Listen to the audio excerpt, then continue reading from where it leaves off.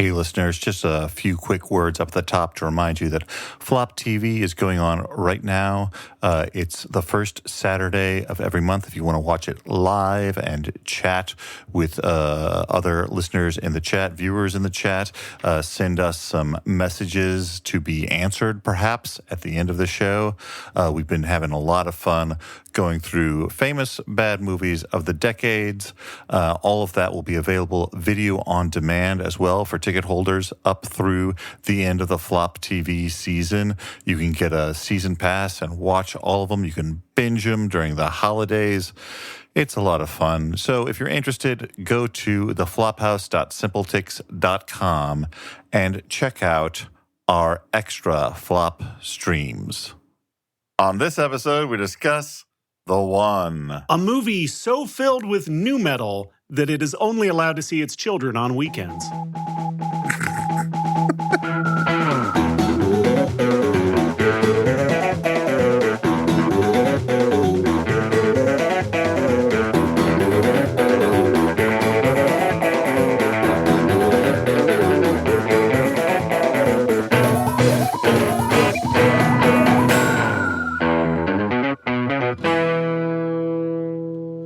Hey everyone, welcome to the Flophouse. I'm Dan McCoy. Oh, hey Dan, I'm Stuart Wellington. Dan, Stuart, allow me to introduce myself. My name is Elliot Kalin, and I think I have the answers to your problems. Oh, that's nice to hear. And we are joined today. Wait, I want the answers to my problems. No, you know what? The time is over. Stuart was right. Let's move along. Live with your problems. And we are joined today by writer, director of the hit movie Together. That's right, Michael Shanks is here. Hey guys, great to be here. Long time, first time. Love the show. Oh, thank you. Thank you. That was the most professional a guest has ever introduced themselves. Yeah. I'm very impressed, yeah. I aim to please.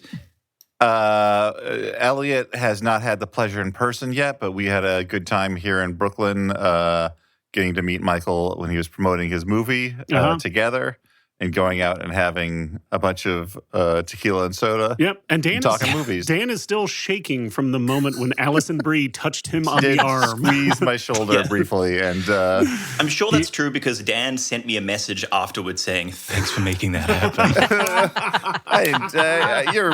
There's a tone of voice that you're adding. Yeah, normally it was actually way creepier in his head. No, I imagine the message was like, "Oh, thanks for making that happen." There you go. Oh boy. Oh That's what it geez. sounds like. This is we're going back. So in what time happened for was this pig. we were So drinking. this is a podcast. This is a podcast where we watch a bad movie and we talk about we're it. all Stuart, arguing tell the over- story. Okay, so this podcast where we watch a movie and talk about it. Well, back after watching a screening of Together, we were all drinking at the Brooklyn Inn along with your friend, My friend Kez. Yes, Kez, who is a very tall man, and at a certain Yes. point, some guy came up to him and said, "Mate, we've been taking..." I just do an Australian voice when I do a drunk guy, sorry. Like, "Mate, we've been taking bets. How tall are you?" And there That were a was bunch of people incredible. staring at him from across the bar. Very rude thing to do. But, Yeah, well, that's the Brooklyn Inn. Sometimes they draw, let's say, a younger crowd who don't know how to Yeah. behave themselves. I will- I'm assuming they were just surprised because the only Kess they were familiar with was the Kestrel from the movie Kess, which is very of course, small. yeah. I will say, I mean, Heartbreaking like, film. Yeah, very heartbreaking. Oh, what a sad movie. Yeah. clearly a kind of a rude question to ask, but a very striking man, like a barbarian, In that he struck them after they asked the like question. a romance novel In the cover style of a of man. Barbarian, he's struck. Yeah, So but yes, very handsome, very tall. I don't think that's a new experience for Kess. And just quick shout out to Kess. Actually, 10 years ago, Kess turned me onto this show, and I've been listening ever since. Yep, never stopped. And Kess was there to witness the moment when I said, you should, I think I was like 5 or 6 drinks in. I'm like, you should totally be on the show and we should do The One. I think we were both talking about how great The One is. And Dan's like, what? Scoffed, I think. I wasn't dubious. I never had gotten around to seeing The One. And I'd didn't only know seen that it was once in the theater because, it's called The Right. One. So I figured I could only watch it the one time. You're only allowed. And it, That's the instruction. yeah, it struck me, and I was like, I need to, this movie was great, and so I was very nervous to rewatch it, because, when you watch a movie from, 24 years ago, Yeah, you're you were like, I can only watch this movie once every 24 years. Otherwise, it'll overwhelm me too much. Yeah. that's the thing. thing. I mean, you have movies like that. There's some movies that I've watched and I'm like I really want to rewatch. I saw the TV Glow, but I'm like, the first time I watched it was super intense. I don't know if I'm ready to do it again. Yeah, I mean, like, I remember when on a a friend Tuesday. of mine, just a lazy Saturday sitting around. I remember a friend of mine seeing Irreversible in the theaters and saying, it was great. I'm never going to watch it again. And I was like, yeah, I understand that. Yeah. Yeah, I just watched Salo or 120 Days of Sodom in the theater Okay. 2 weeks back. And I was like, yeah, Just pretty Grant full on. caught a matinee of that one. Yeah, it was the early day showing where you can bring toddlers. It's okay if they talk in the theater. Open captions. Yeah, the thought you were gonna say Bob's open and baby casket. screening. So yeah, it was the moms and babies. So where was this? I assume this was a special screening. It's not having another limited run or something. In Yeah, someone's I don't basement. think so. I don't think it's being rebooted anytime soon. But It was Cinema Nova in Melbourne doing a retrospective. oh, cool. That would be a very funny thing if they're like, we're running out of IP. I guess we got to do Sallow. I could imagine somebody like Parker Finn or like doing it. Somebody that's got kind of a horror sensibility that's sort of got a bit of like a prankster heart as well. But Yeah, or Ari Aster maybe producing. Yeah, one of the many provocateurs working in cinema these days. They're like, Ron Howard. what if there were 121 days? Too long. Okay, Yeah, well, so I mean, we're going to it was talk better about when the it was one. Sallow or the 120 Days of Summer.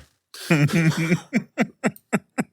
mean, I should don't have know. pitched that. Well, I can talk a bit about my history with the one, which is Yes, because it was my memory that I brought it up. I'm not trying to claim responsibility. I was, except for the fact that I was worried that maybe it was my fault if you watched this and hated it. But my memory of this film was that it came out when I was 10. And I saw the trailer and I was so excited because in the trailer there was this shot that had this, we'll talk about it, this kind of mixed time remapping bullet time shot. And Jet Li was in it, who I thought was the coolest guy. And then I watched it at a sleepover at my friend Flynn Hargreaves' house in Williamstown. Shout out to Flynn in Melbourne. Hargreaves. Yeah, shout out. And I feel like that we need, the audience needs a like cast of characters for everyone in Michael's life that is getting mentioned tonight. We'll hand out Okay, a there little was- pamphlet like at Dune. Yeah. there was a kid named Jerry Tonkin Hill that I barely remember, but I've always thought that was a fun name. And I believe we rented this in we went out to Blockbuster or Video Easy and got this and Jimmy Neutron, and we watched Video them. Easy is a great fucking name. Yeah, that was the other Blockbuster kind of competing franchises down here. And watched this and Jimmy Neutron, and I remember being a little disappointed by both. Really disappointed by Jimmy Neutron. Yeah, that's a disappointment. Yeah.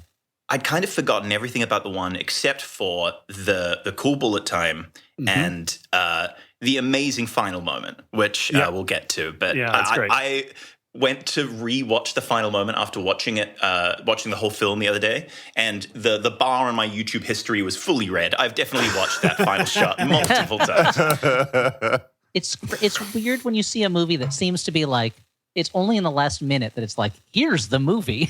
And you're like, wait, what? Hold on a second. This is The Yeah, final I shot mean, movie I looks want to so see the whole expensive. time. Yeah. Yeah, and it's like the end of what Dead or Alive or any of those other movies where you're like, holy shit, where was this movie where they're pulling like balls of light out of their chests Yeah. hiding? Mm. Okay, Dan, and just for you, because of the age that I am, I'm quite nostalgic for like new metal cinema, going back to things like The One or like Underworld or like House of Wax. Just there's a certain era of like early 2000s leather coats and Papa Roach, just kind of It's Which so is what funny. it's got a vibe. what makes the recent Crow remake such a bummer for me is because I'm like, you should have just fucking swap the fucking soundtrack with this stuff. Like throw in maybe some Deftones for the love scenes, but like Oh yeah, instead of like whatever. It's funny because it's Michael, the way you feel about that, because I'm a little bit older than you, is the way that I feel about like mid 90s stuff, where it's like, oh yeah, all this stuff where the internet, they didn't really know what it was. You know, this is great. All this glowing blue and gray and stuff. Anyway. Yeah. No, I agree with you, Elliot. Although, like, I find as I get older, my window of nostalgia grows. Like, stuff like what Michael's talking about is like stuff that like drove me nuts at the time. And now I'm like, for sure. oh, it's like a hot, warm bath. But once it's no longer it's like a limp biscuit. once it's no longer current and therefore not a thing that you have to have like a real opinion on, it's so much. I like the Right. I'm working on something right now that has a lot of 90s music in it, and it's like, yeah, well, we definitely need to try to put in this song that I hated when it was new. Like we have to have it in there. So. Well, yeah, I mean, it's also like the degree to which it's like shoved in your face versus like now I'm choosing to shove it in my own face. So, Dan, did you That's called have consent, Dan. You're right. It's very important. Did you have any experience with The One, either when it came out or afterwards? My memory of it was just that I was like, What's your favorite Jet Li movie of all time, Dan? I don't know that I've seen a lot of Jet. Like, Don't say Lethal Weapon 4. He was in that. I remember he was It probably in is Lethal Weapon 4 for Dan. Unleashed / Danny the Dog. That's where he's literally a freak on a leash. Yeah, that's Yeah. true. Not even like one of the Once Upon a Time in China movies or anything I like haven't that? seen them. No, I know I must have seen him in like foreign language pictures. Hero, maybe? But, Yeah. no. I remember Hero's seeing great. Hero in the theater. That one's great. Yeah. Yeah. Okay, I remember so seeing wait. Romeo Must Die, which I think it features Ja Rule, maybe? As Yeah. the co-lead, or he's just So, all over the yeah. soundtrack. I or always is it used to get- DX? I can't remember. I used to get that mixed up with Romeo is Bleeding. Romeo's having a hard time of it. Mhm. Yeah. Yeah. Yeah, I don't think things are going to end well for young Romeo. No. This is it's so And Juliet. Why not and Romeo? Yeah. I didn't see the one in the theaters, but I remembered so well that from the commercials, the shot of him picking up that motorcycle and hitting somebody. with it. Yes. Yes, I remember that. I was Lives the, up. the one still, thing still holds up. the one thing I was going to say was like my history with it was like when I was a kid, I was so enthralled to like reading Roger Ebert's reviews of things, and he did not like this movie. So I'm like, okay, like it didn't speak to me, so I didn't seek it out. But now I'm like, yeah, this is the kind of dumb stuff that I want. I feel like that Roger Ebert gives me was a a jolt. few years away from. There's a review he did whenever, or maybe it was before this. When did Air Force One come out? Was that in the early 2000s or was that in the late 90s? I can't Late remember. 90s. Oh, never mind then, because he wrote this review of a Gamera movie, and he was like, when you grow up, you think you're supposed to like what are grown-up movies, something like Air Force One, but sometimes you just want to see a giant turtle flying around the screen, and you get bored by something like Air Force One. And I feel like he swung back and forth between that feeling and something like the one where it's like, ugh, gross, dumb, I mainly feel like it would be weird if Air Force One came out like shortly after 9/11, right? Wouldn't that have been weird? Yeah, surely. It's true. It would have been weird. That's true. It would have been very weird. I do feel that part of the problem is at the Unlike time. this movie, which came out almost 2 months from 9/11. At the time, like as we were before. saying, It came out November 2nd, it says. So it was a little bit less than a month after 9/11. So as we were saying about like what's getting shoved in your face, like at the time, I feel like this was very much like looked at as like, oh, it's chasing the Matrix, but without like Absolutely. the headiness, without the skill that is shown in that movie, So like people were down on it. Whereas now, as it stands alone, I'm like, yeah, like this is a movie where like Jason Statham is in it, and that's the level I'm And taking Delroy it at. Lindo. and Delroy Lindo. Delroy And, Lindo. I mean, you said that without the skill, which is true. However, it does have a skill that I feel like the Matrix does not quite have, and that is Jet Li's incredible martial arts ability. Well, I mean, we'll talk about that. I feel like the problem with a movie like this is that it undervalues and undercuts Jet Li's actual martial art prowess with all the effects and stuff like that Yeah. that it uses. Okay, so let's get into the movie. Why don't we? So we open Let's up do with it. we open with like a text sequence that kind of feels like you're at a seminar and they're Yes. explaining things to you. It feels like you're at a Explaining- planetarium. yeah. Yeah, and I like thought the trailer had started playing. Yes. That I'd rented the wrong thing. It feels It's like got or there's a, or like an "Here ad is for another this." movie. Like, by the way, here's an Apple TV show that you're going to want to that we're going to advertise for you before the movie starts. It's weird to start a movie this way. But Stuart, describe it. So the text keeps like appearing on screen, and it's kind of like a blue background, like a screensaver. And the opening text explains that we live in a multiverse. It's not just a singular dimension, but many dimensions.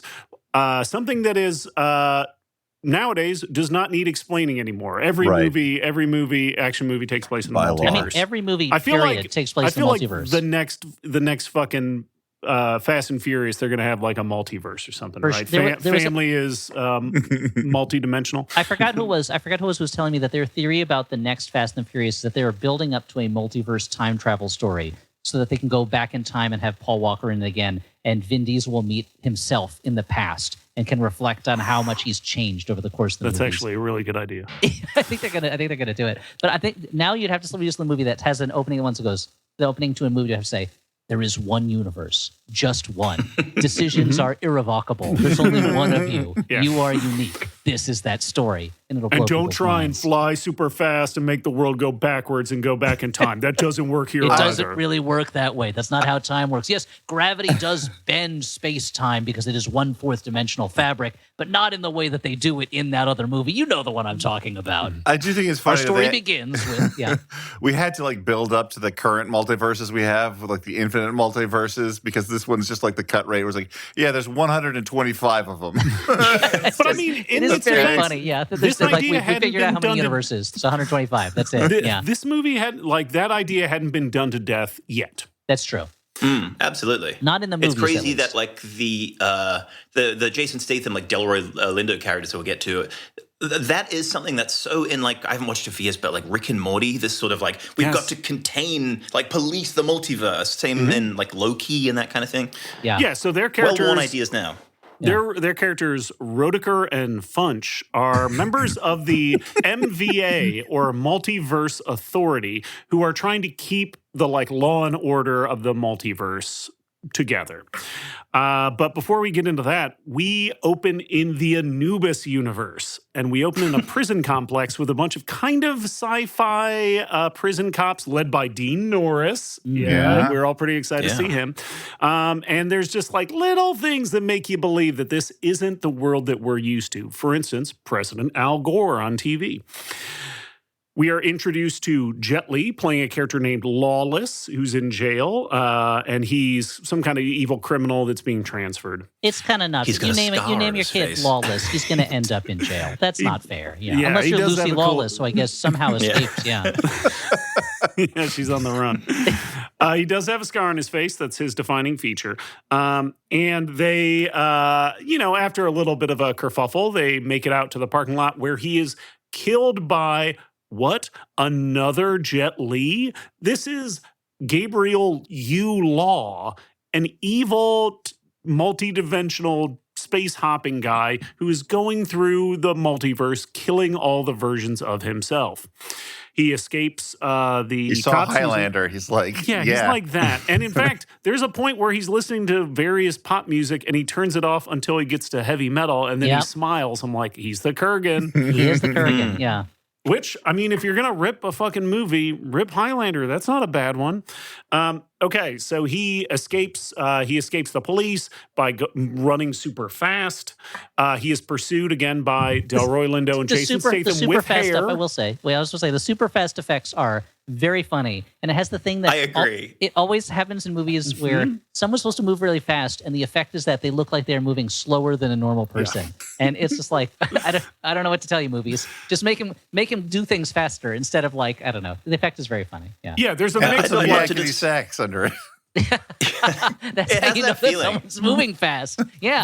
there is a mix of him moving kind of normal speed while everyone around him moves slowly, which is like a bullet time. Yeah. But the funny times are when he's running, and all of a sudden, the camera's on him, and then it's just like whoop whoop whoop whoop. Yeah, he's And in the guy's front of like- just a time-lapsing background. It's Just so funny. I did love to just underscore that bullet time effect, which was the thing I remember from the trailer as a kid. I think holds up, like when he is kind of punching a guy and then he goes slow mo, so Jet Li like sprints away.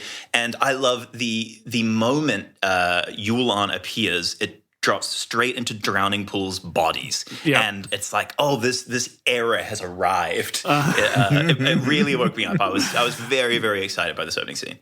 Yeah, it was. That's like that needle drop alone. I'm like, hell yeah! We're almost at the best one in the movie, but it's incredible. This is And also it is the movie is shouting at you. It looks like the future, but it's 2001. Yeah. There was also a slight economy to the way they introduce Yulan that I quite appreciated. It's like a simple trick, but the opening 5 minutes is just people gearing up, like badasses putting on armor and like taking all the precautions, and then you meet Jet Li. So like, oh, that's a badass guy. Like they need all these guys to protect him, and then a different Jet Li immediately kills that guy. So you're like, this guy's even the bigger main boss of the video game. Yeah. Yeah, it's great. And he is, it's a science fiction movie because Jason Statham has long flowing hair. And they managed to track him down to where there's they track him down to where there's a wormhole opening up to travel to a different dimension. And they kind of hijack it using their own technology. And they all get sucked through a portal.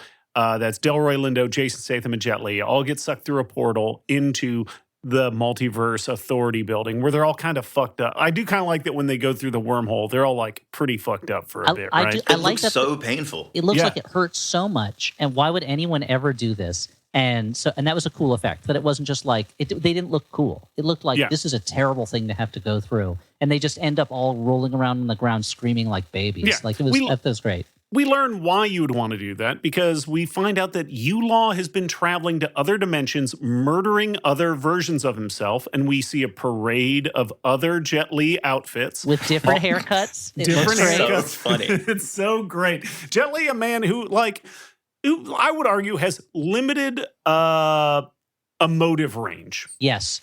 So it's I think funny to see him in a bunch of different outfits. And I think working in English really highlights, I think, the limitations of that. Yeah. Steve Kasansky, I assume, saw that I logged this on my letterbox and sent me a photo of one of Jet Li the with dreads. The dreads one. He's just like grinning. So he's like so happy to have these dreads. The one of him in a blonde wig really got laugh out loud from me. But I was rereading the Wikipedia summary, and I think it says one of the Jet Lis is a Rastafarian. Wow, okay. Because he's got dreads. They list... I think the Wikipedia entry lists the characters in the movie, and it lists Jet Li and all of these variants. And I'm like, he doesn't really play them. There's just he stood in front of a blue screen, and they put different wigs on him and wrapped it up in 20 minutes. In the same way that I played an old-time gunslinger when I had a novelty photo taken at a state fair, where I put a hat on. Yeah, you are wanted dead or alive, though. Yeah, that's only because on a steel horse I ride. That's the thing. And they say, you should ride a real horse, not a steel horse. And I go, no, I'm riding this steel one, thank you. Yeah, this is why there's 125 worlds, though, I assume, because as we all know, there are just 125 types of people. Although, I guess there's one world that doesn't have one of them in it. There's the Jet Li-less world, which we'll get to eventually. The wig shop had 125 wigs, and they're like, gotta call it here. Yeah. I would argue that one of the Jet Lis got killed by Yulaw. That's why I would like to believe that much as Star Wars aliens, they all do the same job, every member of that species, that on each of these Earths, everyone has dreads. There's another one, everyone's a surfer. There's another one where everyone's a murderer. I think that's a Rick and Morty bit right there. So, I guess it is, okay, so we learn that he has been traveling, murdering these versions of himself because by killing them, he kind of absorbs their energy Highlander style. Does that make sense? No, not really, but we know what the plot of the movie is at this point, right? Mm-hmm. But also, he doesn't seem to like absorb it directly. It's more that energy gets dispersed in amongst the remaining there's a certain amount of Jason Statham explains it very clearly later on that everyone is connected with their variants and there's a certain amount of limited energy that everyone shares together. It's just like, I assume it's a reference to John Steinbeck's The Grapes of Wrath, where they talk about how there's just one big soul and we each just have a piece of it. And so whenever he kills one of his variants, all the other variants get a little bit stronger too. And now finally, when there's just him and Gabe, then they're Gabriel both equally, Law, Gabriel Law. They're finding they're both super strong, super fast, etc. Okay, so but let's cut back to Yulaw. We're currently at the Multiverse Authority. He is being sentenced to be sent to the Stygian universe to like exile on a prison planet. So they strap him to a chair and they're about to send him through a wormhole. There's an audience, like people come in to watch this happen. And one of those audience members, that's right, it's Carla Gugino in kind of a space dress. And she is, of course, introduced butt first because this is a classy movie. Yeah. Is it a space dress or is it just really tight? It's a tight dress. It's just a very tight dress. Kind of futuristic. But she does have space shoes because they have a hidden compartment that hides a mouse inside it. So, yeah. This is the silliest plan to free a mass murderer from his fate. I love it so much that she shows up and during this procedure, I guess, where they're going to send him through he's sentencing, a little door opens in the back of her platforms, which I guarantee you can buy those exact same shoes down the street. I mean, in that universe, sure. I don't know about this universe. Yeah. And a little mouse with a needle strapped to it comes wandering out of her shoe and walks up to the glass. At which point Jet Li winks, and then we get the needle drop from Disturbs Down with the Sickness. Down with the Sickness, yeah. And It It kicks in with the ooh wah Ooh, wah, ah, and just drops. That is pure cinema to me. You cannot show me a better example of movie making. Yeah, it's right up there It with was the stand-up and cheer moment of 2001. For sure. And then, of course, the mouse explodes, blowing the window out. Stuart, it's right up there with the cat going to Harry Lime's shoes and the light from the window revealing that it's Orson Welles himself, Harry Lime, in The Third Man. It's just incredible. right up there. Yeah, just pure cinema. Yeah, the storytelling. There's something that I'm confused about in this scenario, and it's not what you might think. The Third Man? Well, anyway, so Joseph Cotton shows up in Vienna. He thinks his friend Harry Lime It's has called been a killed, right? zither. I think that's where you're probably... Yeah, you've been calling it a stumbling zither all block. this time. Yeah. That just seems wrong. That's a silly name for a thing. It's Carla Gugino. It's like It's Carla Gugino. What's the problem? Well, I guess the idea is like across the universes, these two are together in different versions, right? Yeah. But he just arrived in this universe. Like, which version No, of Carla this is his home, Gugino is but this? Dan, this is his home universe. Okay. Yeah, we learned that he was a multiverse He was an agent of authority. the multiverse. Yeah. Yes. Thank you. But he learned all this stuff, and he was like, I'm going to be the best You know one. what? Yeah. No objections to this screenplay at all anymore. It all makes sense. It all hangs Airtight. together. Okay. A couple of notes on the mouse quickly. Did everybody else notice that it had giant testicles? Of course. That was not something I really big noticed. testicles. I think I was And watching it on an iPad. That's why I didn't notice Yeah, that. right. Do you But the think, camera do you is think like they pointing do you down think the they line of cast- those things? Do you think they cast the mouse because of its testicles or in spite of? Oh, I think it was a real casting couch situation for sure. Yeah. Yeah. Or do you think they had to make some prosthetics? You have some experience making prosthetic mouse testicles, I've right? got experience with prosthetic genitals. They look disgustingly real to me. But, it's such a crazy plan because there's no reason, as said, for it to be a mouse. It moves from her shoe 2 feet and then explodes. Like it could just be. Do you think she's they're ready, it like? could just be a She could have grenade. just taken a gun out of her shoe. And Absolutely. Just Do you think they freed it, tried a gun or a grenade and they're like, this doesn't work? Hey, my friend has this mouse with enormous testicles. It feels like for a moment, for one day, David Lynch was on the set. And they were like, we don't know how to free Jet Li from the steals. Why don't you have her shoe open up and a mouse with big balls comes out and then he blows up? And they're like, David, you're a genius. We got to do it. See, the thing is, like, a gun would have set off the metal detector, but an exploding mouse doesn't. You're right. She She's got metal shoes. She does have metal shoes. Yeah, I mean, this is an era where there was like metal buckles on everything. And I guess But they didn't also, have. I don't know what kind of X-ray technology they send them through, but it doesn't detect mice. You know.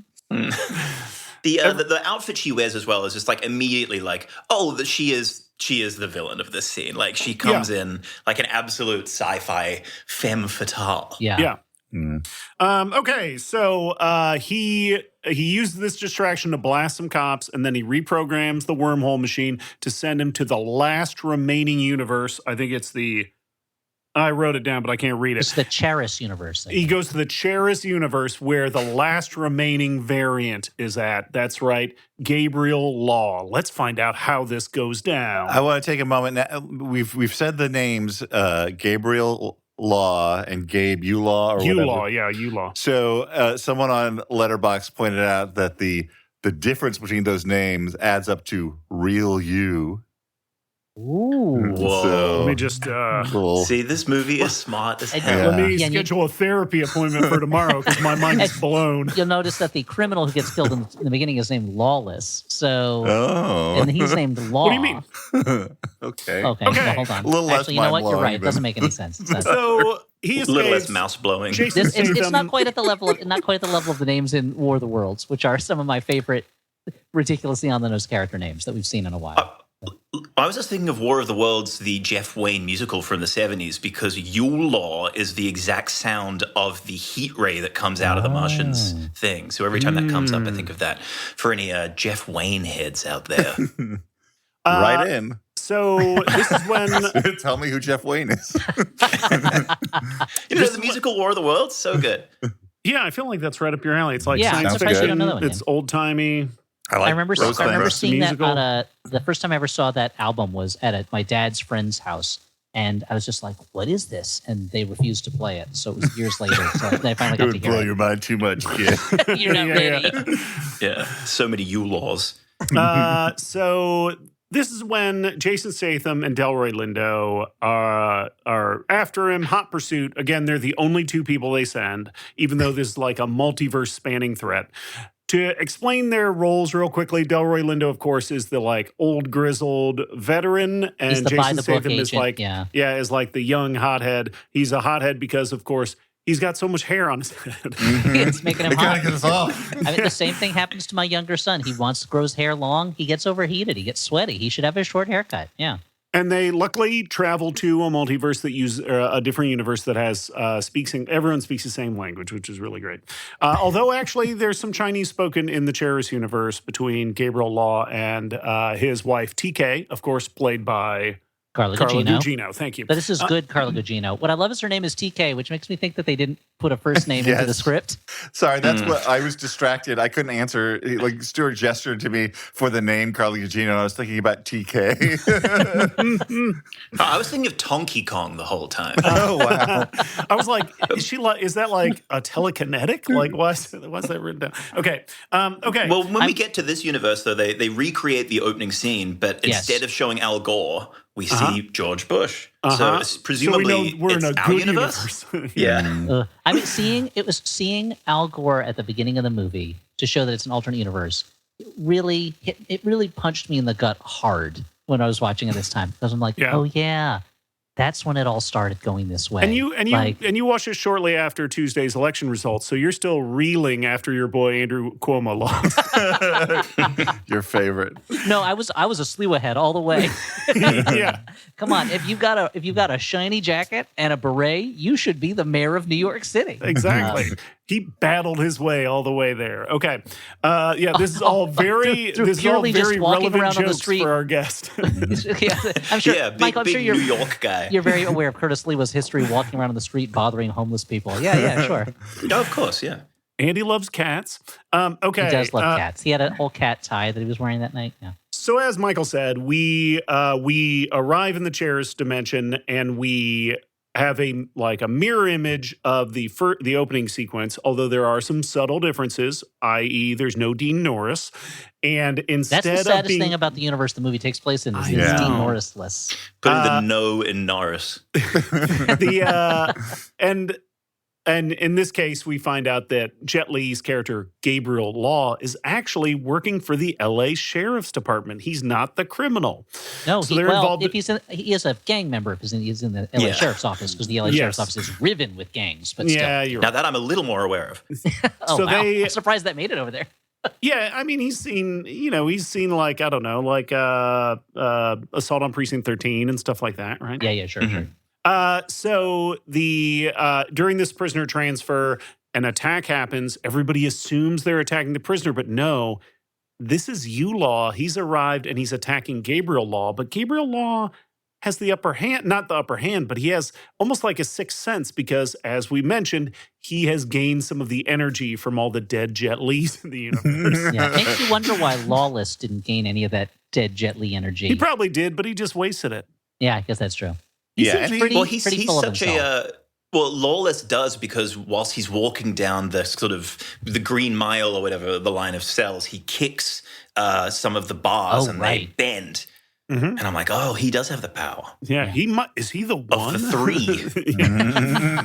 Okay, so I'm like, I keep just wanting to say Jet Li, but there's like so many Jet Li. Yeah, that's the There's a problem. Rastafarian one. So Gabe. They're all dead, Stu. It's okay. There's just the two living Jet Lis. I'm going to call the good guy Gabe and the bad guy Law. So Okay. Gabe chases after Law, who's trying to escape because he realized this fight might be a little bit too difficult for me right now. But in the process, he gets shot by Law after jumping over a super high wall, which gives us an indication that they both have superpowers. But before Law can kill Gabe and become the one, he is driven off by our two space cops. That's right, Funch and Rodeker, using their like slightly futuristic pistols, and he runs off. I'm assuming super fast. They have their laser pistols, and they also have this thing that unfolds to show them where wormholes are opening. And every time they open this thing, I found it so funny. So 'Cause it looks cool. like a giant space lollipop with a screen on it. Just opens up every time. It like Yeah, this but the movie. screen is like a Winamp visualization. It was so 2001 kind of Windows design. It's 100% exactly the same shit that like Carla Gugino was using in Spy Kids, made the same year. Wow. So you think she brought it to this set? I can only assume. Or I guess Robert Rodriguez was probably working the way he does on a shoestring. And so he was like, does anyone have any super technology they could bring to be in Spy Kids? And she was like, you got it. Yes, here it is. I like to think that, Carla Gugino just has endless tech items in her home. She like smuggled that. it offset in the back of her shoe. The same year as Spy Kids. That has blown my mind as much as anything else that we've talked about. What a year for Carla Gugino. I was just looking up to see if that was the same year that her TV show was on. What was the TV show that she did? Well, she was on Spin City as well as Sin City. No. She's on both kinds there was of another cities. one where she was the star of it. What's the difference? Shin City. Spoon City? Yep. Spoon City. That's what it was. Spoon City. Yeah. Okay, so we have a little after action report. This. Are you thinking of the Elmore Leonard one? Yes. The one that was she played the same character that was in Out of Sight. Karen Cisco. That's the one. Yeah. Oh, that was a couple years later. But that's the one I was thinking of. Yeah. So we learn Not a little bit more Spoon about City, the show about the guy who's the mayor of the spoons. Mayor of Spoon City. I'm Lord of all spoons. Starring Kate Winslet and Jeremy Renner. Isn't it wild that there's a Mayor of Easttown and Mayor of Kingstown, both shows kind of playing like roughly the same time? Well, we Do you ran think out people of get titles. confused? Well, aren't they spelled differently and they mean different things? Yeah, but if somebody's just saying it out loud, you'll get confused. Okay, maybe I'm just old. Okay, fine. No, I'm on Okay, board. so No, it's fair. No, it's true. It's true. We'll talk to the title authority. Now that this like big opening is done, we get to learn a little bit more about the Cheris dimension. Which is just our dimension. Our dimension. Yeah, I'm gonna from now on. I'm referring to our dimension as the Cheris dimension forever. Okay. So we find out that Gabe is married to Carla Gugino, who's a veterinarian, so she can't treat his wounds. And they are in love. She can speak some I think that's Mandarin. I can't tell. I would guess Cantonese, Thank but you. I don't know. I don't know enough of it. But I really liked that moment that like she can speak Chinese. They speak together very casually. I thought that was really cool. And I'll say, They have a really cute wedding photo that they do a close-up on. yes. And I would say, having seen Jet Li in a number of English language movies, this is the most like chemistry and rapport I've seen with him and a potential romantic interest. I'm going to give more than Aaliyah. I just want to shout out the line when he says, "You can fix me up," and she says, "Hey, newsflash, I'm a vet. You don't have paws and a tail." And, In she one sells dimension, I it bet as he best did. as she can. Yeah. It's so funny because it's like the human body and animal bodies are so completely different. We evolved on different planets. Don't you remember that? That's part of the backstory is this is a different planet that humans came to. And those are we're carbon-based life forms. So all these animals, which looks like dogs and cats, are actually nitrogen-based life forms. Yeah, it is very funny that she would single out, you don't have paws and a tail, as if that's the pertinent thing to like fixing an injury. Like she couldn't just like sew him up or whatever. She's like, I learned my lesson. I can't deal with parrots. I cannot deal with snakes. Only things with paws and a tail. Well, it's because if she just said, I'm a vet, that's just too much exposition. But you couch it with this really funny gag. They say it clever. It's clever. Yeah. We got some screenwriters here. Oh, look out, James Wong, for your sins against screenwriting. Okay, so she does her best. I won't hear much said against Carla Gugino. Look, she's great. So we learned that he's been having some weird issues. He had checked himself out of the hospital instead of actually staying there after being almost killed by Yulaw. And he is being kind of quiet about the identity of his attacker. Nobody quite got a good look at him except for Gabe. And Gabe realized, that's me. Not just looks kind of like me, that's him. So his wife convinced him to go back to the hospital. It would be so funny if he saw him and he goes, that guy looks just like Jet Li. Convinced him to go back to the hospital to get checked out, to go get an MRI. That's where he sees his sheriff buddies. And they all they're pretty buddy, right? Like, I don't know, they feel love like him. Yeah, they all love him, which he's a hero cop, I pretty guess. quick. Yeah. They do turn on him pretty quick. And then he just beats the shit. To be fair, I must have missed something. This movie, I know you guys, well, I'm guessing some final judgments that are going to be positive about it. There were times when this movie flowed past my eyes without it really registering past my eyes in my brain. And so by the time that they were on the run trying to get Gabe, I was like, I don't really remember why they're after Gabe. I know what you mean. Yes, I think that things are generally going to be sort of positive, but this is a less than 90-minute movie, and some of it is so fleet that I'm like, I Almost don't know. as fleet as a fast-running U-Law. I don't know what's going on. Like, how did we get here? I guess it's not important. There's going to be something. There definitely were parts of the movie about an hour in where I was like, oh, we're a lot farther into this movie than I thought. Yeah, I love it. It's like a child growing up. You look away for a moment, and suddenly they're ready to leave home. Jet Li. Yeah. So she convinced him to go get checked out and go get an MRI. That'll play almost some part into the rest of the movie. So he's getting an MRI. While he's getting his MRI, U-Law shows up to try and, I don't know, kill him while he's getting his MRI. There's a brief fight, and then Rodecker and Funch show up, and there's some blasting. The MRI machine briefly disarms U-Law by magnetizing his gun out of his hand. But he turns it off. Yeah. There's a lot of like jumping and shooting. And the good Smoke guy's coming able out, to get out of an MRI machine somehow. I was like, as someone who's had his share of MRIs, like, I don't think you can just like push your way out the way. I 100% think Jet Li could. Yeah, I think that the X factor here that we're not thinking about, Dan, is that you're you and he's Jet Li. He's almost the one. And he also has the one powers too. He's But even he's without one away the from the powers, one. like Jet Li is, like a top 1% of most athletic dudes in the universe. He's currently the penultimate. I think so, Dan. We're going to have you go to each of the other 124 universes, kill your variants, and then get in an MRI, except for one, and see if you can do it. See if you can How are you do going it. to kill him, Dan? Are you going to use like bolos? Honestly, I just had the saddest thought. It's almost like too sad to like put on the podcast, but I'm imagining me coming up and like killing coming up to myself to kill myself, and the other guy being like, oh, okay. That is sad. I thought you were going to say This might happen. I thought you were going to say you were going to go up and try to kill him, and the first guy you try immediately kills you. You're done. You can't even do it. I'm out. Yeah, what would happen if you like found a Dan who's like super like ripped? Are you implying that this Dan is not super ripped? I don't mean, understand. more ripped than this Dan. Yeah, exactly.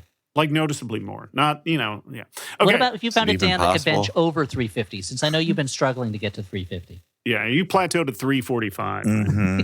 Someday I'm going to push those That's plates. pounds, not kilograms. Oh, I thought I know, I was thinking 3:45 that's really p.m. heavy. 3:45 p.m. is when he stopped. Yeah. Okay, so in the ensuing conflict, there is confusion as to who the attacker is, and all the sheriff's department are like, you know what, our friend Gabe, he's the problem. He must be the assailant. Maybe he had some kind of a mental break, and they're trying to talk him down, and then he just kind of beats them all up, but he does it like disarming style. It's pretty cool, right? I don't want to hurt you. Yeah, hey, it's a what's bunch of this? Put the handcuffs on you. Handcuffs. Yeah. I thought that was cool. Yeah, It's a some cool- Kind of it's like cool. a Jackie Chan sort of, prop kung fu, which You know is what? You always put fun. your finger on it. It's very Jackie Chan-y, and it means that there's not a lot of effects. It's all it's like close-up magic. He's really doing it with his hands, as opposed to stuff where you're like, well, at some point, no matter how good Jet Li is, he can't be in two places at once, jumping 50 feet in the air. Yeah. That has to be some computers. But one thing I involved. did like, for the vast majority of the martial arts sequences, they do put a green mask on the stunt performer's face that's fighting opposite Jet Li, so they can map his face on there if necessary. But for the most part, it's two guys doing physical stuff, as That's opposed true. to, I feel like if there was a Marvel movie where this was happening, it would be like, we got two wireframe CGI dudes punching each other. Oh yeah, there would not be an end of actual Black human Panther being. kind of style. Yes. You're right. Yeah. Okay. I thought the Jet Li versus Jet Li stuff looked really good. I thought they did a really good job of making it seem like he was fighting himself. I also later on like when Jet Li beats up Jason Statham very quickly and easily, and Jason Statham cannot fight anymore. And I'm like, wow, that's before his contract stipulated that he has to win his fights. I was thinking the exact same thing. Jason Statham was not a big enough name yet that he could say, I'm not going to lose in this movie. Do you think this is the movie that changed everything for him? That he like took a date to the movie and she was like, ugh, gross. You got beat so bad. I watched so the trailer. I watched the trailer after watching the movie, and he gets like a solo title card in the trailer, which sort of surprised me at this stage of his career. It was about halfway through the movie where I turned to my partner, who was reluctantly watching the movie with me, and said, "Oh, did Jason Statham just try and do American for that line?" And she said, "He's been trying to do it the whole time." And then I realized he was completely completely failing to do an American accent of consistent. Yes. Michael, you at have a consistent level. you've had the true Flophouse experience of watching a Flophouse movie with a reluctant spouse. I almost I got asked to her watch as soon as it finished, "What'd you think?" And she said, "Wasn't good." And I almost got to uh, watch a Flophouse movie with my spouse recently for Flop TV. We did Xanadu recently. Okay. And my wife was like, "Oh, I'd watch some of that with you." And then she saw about a minute of it, and she's like, no, "Actually, I won't. Never mind." I think there's You can watch some yourself. closets that need to be rearranged. Okay. You know what? I think I just have to lie down and stare at the ceiling and think about whatever. Oh, what's that crack doing? It looks like a rabbit, like that hospital I was in France as a child. That's like Madeline. Oh. So both Gabe and Law managed to escape the hospital.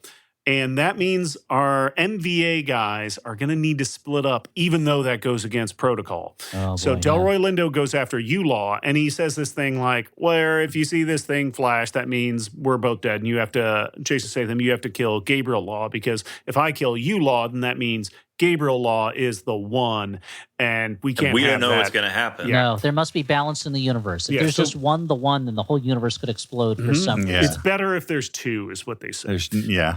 And One's he the actually what he says loneliest is, number. "It takes two, baby. It takes two, baby." Oh, man. Yeah. And then he says, "Me and you." And Jason Statham is like, "Wait, but we're not the two. Law and Gabe Law are the two." And Delroy Lindo's like, "Don't worry about it. Don't worry about it." And he walks away. Yeah. Very So confusing. Jason Statham catches up with Gabriel Law, and he kind of explains the rules of the multiverse. We all know this stuff. He explains that while Gabe Law is walking away from him, wanting to be anywhere else but listening to this explanation, right? Which I found very funny. Yeah. It's like he just, if the only thing that could have made it better is every now and then he just turned back behind himself and went, "Stop talking to me. Stop it. Not interested." Just quickly, one thing that really bugged me, or not bugged me, but I was just like, "Oh, we all know where this is going." It's such like, and then the payoff doesn't come for a really long time. Is that when Gabe gets out of his hospital gown, he immediately changes into the exact same Yes. outfit that Law is wearing, and so we know that eventually we're going to get the shoot that one scene, but it takes 2 acts of the movie to then Yeah. get there. It ta- well, it- and it drove me takes- And then nuts. it's In one almost scene- immediately done away with. And then, they don't care right away. But they figure it out. It takes Law taking off his shirt for a fight his outer shirt for no reason, and then right before the moment where it's supposed to happen, I don't remember why Gabe's shirt comes off, but Got it does blown not. off by the He's on wormhole, fire. dude. He That's has what the to, wormhole burns. he has But to take it off. it was Yeah. it was a very artificial reason for them to suddenly end up in the same clothes. Yeah. Well, I really wanted Gabe to be like, "Hey, this is obviously going to happen eventually. I'm just going to put on some lipstick because I really don't think the other guy's going to put on lipstick." And just thought, wouldn't it be funny for the second half of the movie? This is all gently with like crazy over the top lipstick on. I love that movie. or he other gets, thing or he is just like- gets a big face tattoo over most of his face. You know, this it's will also wash like- off. If we fall into the ocean, I'll still know I'm me. Yeah. Yeah. If it gets splashed with blood of the battles that we're doing. But the other thing is like, that's exclusively for the audience, because it's not like if you're watching two guys fight, you're going to be like, okay, I just got to remember the good one has his kind of shirt tied around his waist for some reason. The bad one does not. So if we all get jumbled up, that I got to keep this straight. Yeah, like now I you're know not going who's to do who. that. Hmm. Okay, unless I guess that's probably why I'm not a multiverse agent. Okay, so Well, I mean, you failed the physical. I too, failed the physical. That's the for thing. being too strong. Thank you. Okay, so Roddicker, played by Delroy Lindo, gets the drop on Law, who's driving he's driving like an ambulance. And he's, as I mentioned before, listening to some heavy metal. In the English release, it was Sinners by Drowning Pool, but apparently in the Chinese language release, they changed it to a Linkin Park song. So maybe, better for them. Wow. Linkin Now, Park must Stuart, be huge in China. Where did you find that? You were on the new metal message boards Yeah. trawling for this trivia, or where did this come I from? mean, this is all IMDb. Okay. Okay. IMNMDB, the Internet Movie New Metal Database. Yeah. Okay, yeah. So this is where, they fight. Of course, Law being the two manages to defeat Delroy Lindo. And Delroy Lindo's like, okay, you have two options. I have this live crazy grenade in my hand. You have two options. you either come with me or you die. Of course, Jet Li runs over and snatches the grenade and kills him. And he's like, option 3. And you're like, oh, sick. I thought it was so funny to me that he's like, okay, obviously I have you at a disadvantage right now. And it's like he forgets that he's dealing with a superhuman, someone who can move faster and is stronger. Delroy Lindo, not a surprise, does a great job with he's great. Not very much. He's an amazing actor. He's really good. He kind of sells it by being he just takes it seriously. He's not overdoing anything. He's not sort of trying to do a wee bit of like an American accent like the other guy is. Delroy Lindo already has an American accent, so like, that's true. He's got that taken care of. So. He should have tried to do a Cockney accent. Like, that's great. another thing that this film has in context with like in common with Highlander. I thought. Yeah. But what were you saying? Oh, just this plot is really similar to Highlander, and also similarly to Highlander. There's lots of people's accents on display. Obviously, Jet Li speaking with his natural accent, and then Jason Statham trying to do an American and not quite getting there in the way that Sean Connery and Sean Connery's impeccable Spanish accent. Yeah. I mean, Sean Connery is somehow an ancient Egyptian who's pretending to be a Spaniard and has the heaviest Scottish accent. It's amazing. Connery just got to a point where he's like, you know what? I'm not doing it. And I'm like, God bless you, Sean. You're right. You're right. You can't do it, so just don't. We don't care. No, he was like, I am just going to be myself, and eventually I will be old enough that I win an Academy Award for just doing myself. And he did. I'm not shocked that Delroy Lindo does a great job selling. Connery? That Delroy Lindo does a great job with this. Like kind of goofy sci-fi plot. He was so great in, did you guys ever see the movie Blood of Heroes, also known as Salute of the Jugger, where he plays a post-apocalyptic athlete in a traveling sports team? No, these sound like made-up titles. I mean, it Stars sounds like a great Rutger role Hauer for and him. Joan Chen. If you haven't seen it, I totally I've recommended this probably a million times on the podcast. I think so. It's super good. Vincent D'Onofrio is also in it as another member of this traveling sports team where so the idea is there's a traveling team that goes from like wasteland settlement to wasteland settlement, and they play this game using a dog skull where there's two like scorers or like runners that fight over the dog skull and try and stick it on the opposing team's spike, while the opposing team has guys with like big sticks, kind of like American Gladiators, and then also guys with like chain whips that are trying to keep you from doing that. We're in the Inception part of the podcast where Stuart explains the plot has been superseded by a second plot. Yeah, it's great. So this is the Flophouse has become a Sargasso manuscript all of a sudden, and we've forgotten the original story and are now onto something else. That's because I'm really trying to build up anticipation because, as you mentioned, Elliot, we are dealing with a superhuman, and that shit is on full display because after killing Delroy Lindo, some cops show up, and Jet Li, a.k.a. U-Law in this case, runs over, and he punches the cops off their motorcycles, and then picks up the motorcycles and starts swatting dudes around like they're baseball bats. It's and this incredible. Has to be the best part of the whole movie, right? He's just picking up motorcycles and swinging them around. Yeah, what's the best? The mouse that comes out of the shoe? Yes, the mouse coming out of the shoe with the ooh-ah is the best part. That is a good part. And I love the final shot as well. Final shot. Okay. And the final shot it's like, it promises a much better movie. We'll get to it. A much better movie than the one we saw, I think. But anyway. Okay, so Gabe and Funch decide to team up because Gabe goes. The names in the movie are ridiculous. TK goes back to their family home with the sheriff's department in tow.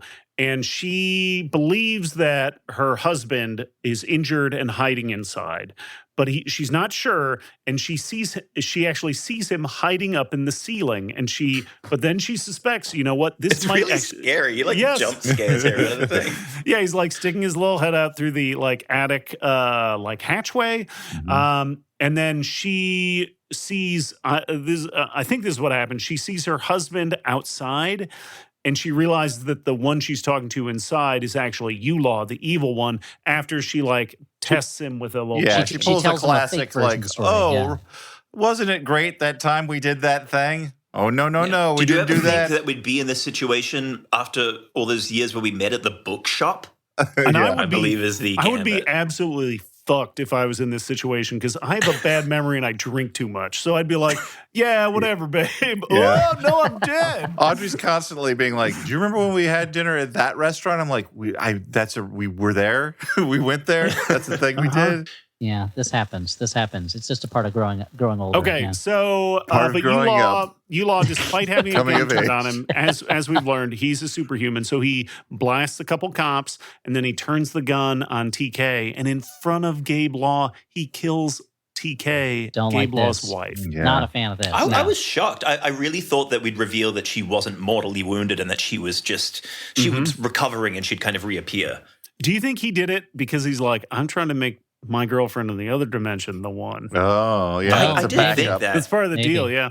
Yeah, I feel like the in a boobs slight- from different dimensions. There's like a limited amount of boobs that everyone in each dimension has. Yeah, no, they share. let's explore this idea, That's Elliot. how the Total Recall stripper happened. Okay, that makes sense. Not really. Half of another Three. woman got killed. I feel like if this movie is coming out at a time when not only could you get away with just murdering the main guy's wife like that, but I think if they didn't do it, they would have been like, this isn't some soft wussy movie. Come on, this is a new metal movie. We got to do this. And so she's dispatched very casually. It's pretty. It's like a glancing shot to her gut, and she just falls out of frame, and then it's like, bye, TK. Yeah. That's a TKO That's for her- TK. Yeah. That's a wrap for Carla Gugino, everybody. Yep. Thanks, Carla. I mean, Off to Spy or is Kids. it? Yeah. Wait, Carla, can I see your bag? Are you trying to steal props from this movie to bring to Spy Kids?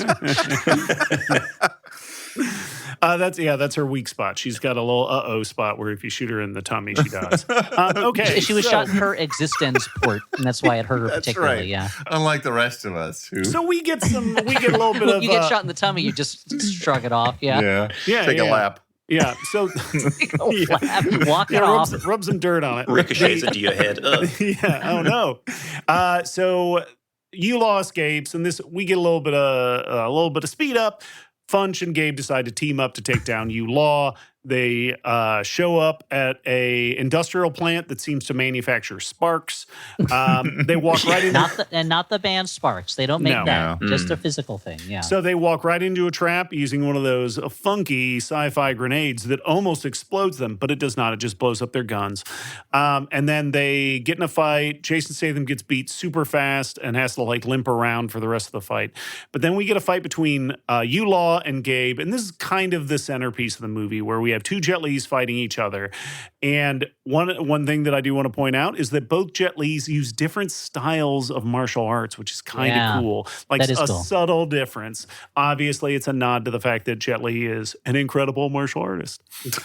Yeah, it's a Oh, that's nod a little to Easter, that. It's a little Easter Easter egg. egg. For those The people who are true aware of fans. Jet Li's history, The discerning viewer will note that Jet Yeah. Li's good at So, of martial course- arts. Of course, Gabe Law, being of pure heart and mind and body, becomes, and filled with the rage of a dead wife, decides to becomes the ultimate battler, and he defeats Yulaw.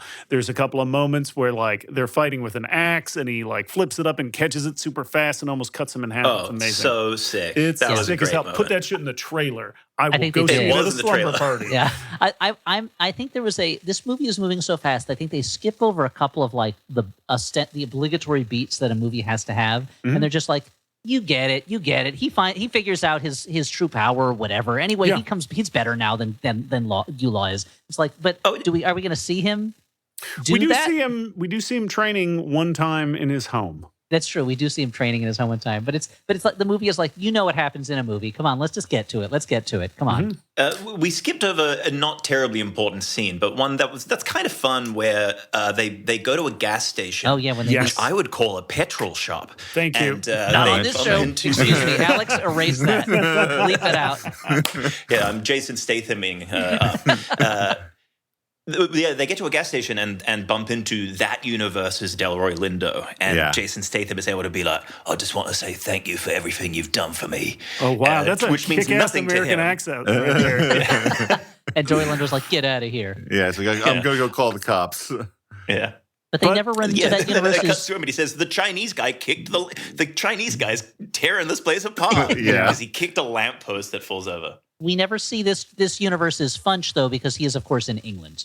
So, Yes. you know, I do like that it means we get extra Delroy Lindo, so I'm not mad at yes. Yeah. Oh yeah, it's great. It's just like it's.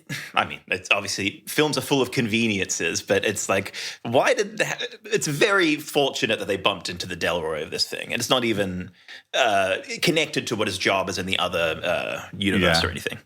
Yeah, it feels like for the most part, everybody else is somewhat similar in the different dimensions. You know, like Carly Gugino's like a criminal Gumar in one, and the other one, she's And a a vet. veterinarian in But we every see that other dimension. There's at least one other dimension where she's a veterinarian. Yeah. Yeah. In one dimension, the law has dreadlocks. In the other ones, he is dreadless. You know. So. I feel like the blonde law still got to be the best. Okay, so the wormhole Blonde's arrives. Law sounds like a Ryan Murphy show. That's actually true. Yeah, it does. Yeah. We only take the blondest, sexiest, most scandalous cases. Sarah at this law Paulson firm. is going to Isn't that just crush Legally it in that. Blonde? Yeah. Yes, that is Legally That's Blonde. true. Yeah. Legally Blonde, Blonde yeah. Law sounds like they like No, what Blonde Law the like sounds like more of a- Somalian poster for Legally Blonde. Yeah. where she's chopping someone's hand off while she's firing an Uzi at A someone else. machete. Yeah. It's a lion. Okay, No, so Blonde Law sounds like a Silk Stocking specific blue type show Uh-huh. on USA. Okay, so a wormhole arrives just in time to suck both Laws and Jason Statham back to the Multiverse Authority, where they're both very dazed, and they're, the one Law's like, oh, get him, he's the bad guy. There's a very brief moment where they almost send Gabriel Law to the prison dimension because it's like He's on the a bad guy. super- Good enough for me. Open the portal in Well, 3, it's 2. a super fast insane. timer. Like they're like, shit, we gotta go, man. I gotta clock out. I got dinner on the stove. This is funny for me because I was waiting, for the moment. I'm like, oh, okay, he took the shirt off because it was on fire. Yeah. They're gonna have the moment where there's the confusion. And then like immediately like they scan them with some sci-fi thing and they're like, yeah, this is the one. And they put the one in the chair and like they don't really explain. I mean, I probably missed something, but like why the scanning was wrong.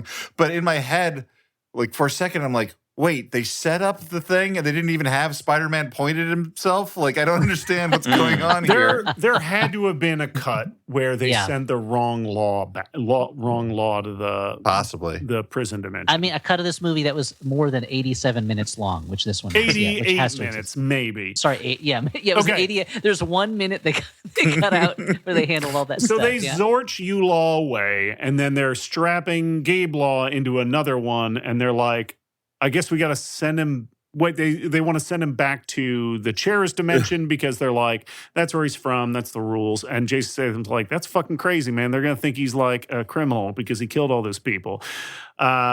And so he's like, actually, I know how to do this. I'm going to This was send him to. I'm very going to funny. send him back to the Cheris dimension. I know how to do it. And they're like, okay, I guess. They're like, sure, go fuck ahead. it. There's Fuck it, saves me the work. There's an NYPD detective who caught a murderer, and the murderer is put in the electric chair, and he's like, I'll flip the switch. I'm pretty familiar with this equipment. You got it, sir. That Nope. anyone can do this. That's your job now. It's Yep, crazy. it's technically it's your birthday, so when it's your birthday, you can do whatever you want. So they send. I would love it. I know. That would have been such a funny addition to this movie if throughout it he was just like, "It's my birthday. Let me do this. Hey, it's my birthday. Let me break the rules." They would explain a lot of their dynamic. And also that's why he's like such a hothead because he feels like it's his birthday and he's run out of time and he's got Well, and he's got to corner this killer or whatever. lose He's turning this hair 35.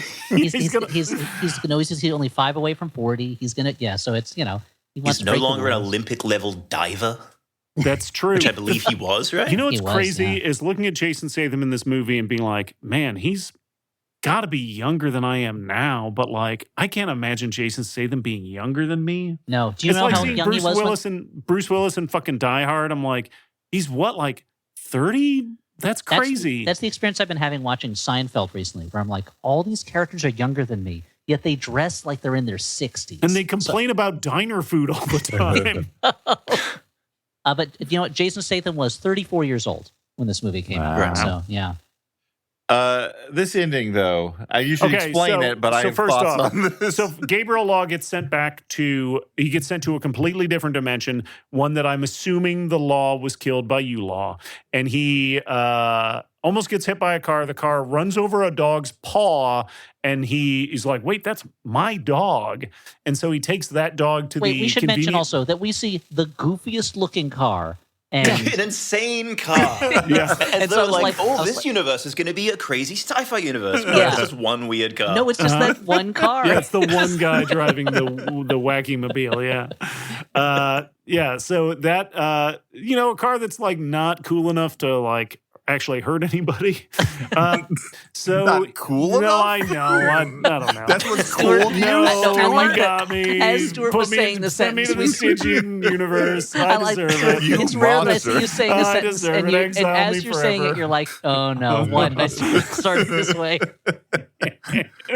So, of course, he scoops up the dog, which in a different dimension was his dog, and he goes to the conveniently placed veterinarian clinic that's And he's right like, there. I'm used to scooping 2 this dog's meters poop, away. not the Yeah. whole dog. Yep, 2 meters away, which is what, like 100 feet? I don't know. the Yeah, something like difference. that. Something like that. Yeah, it's So, 5 miles. He Yeah. bursts through the door and he's like, somebody save this dog. Of course, the person he's yelling at, that's right, turns around.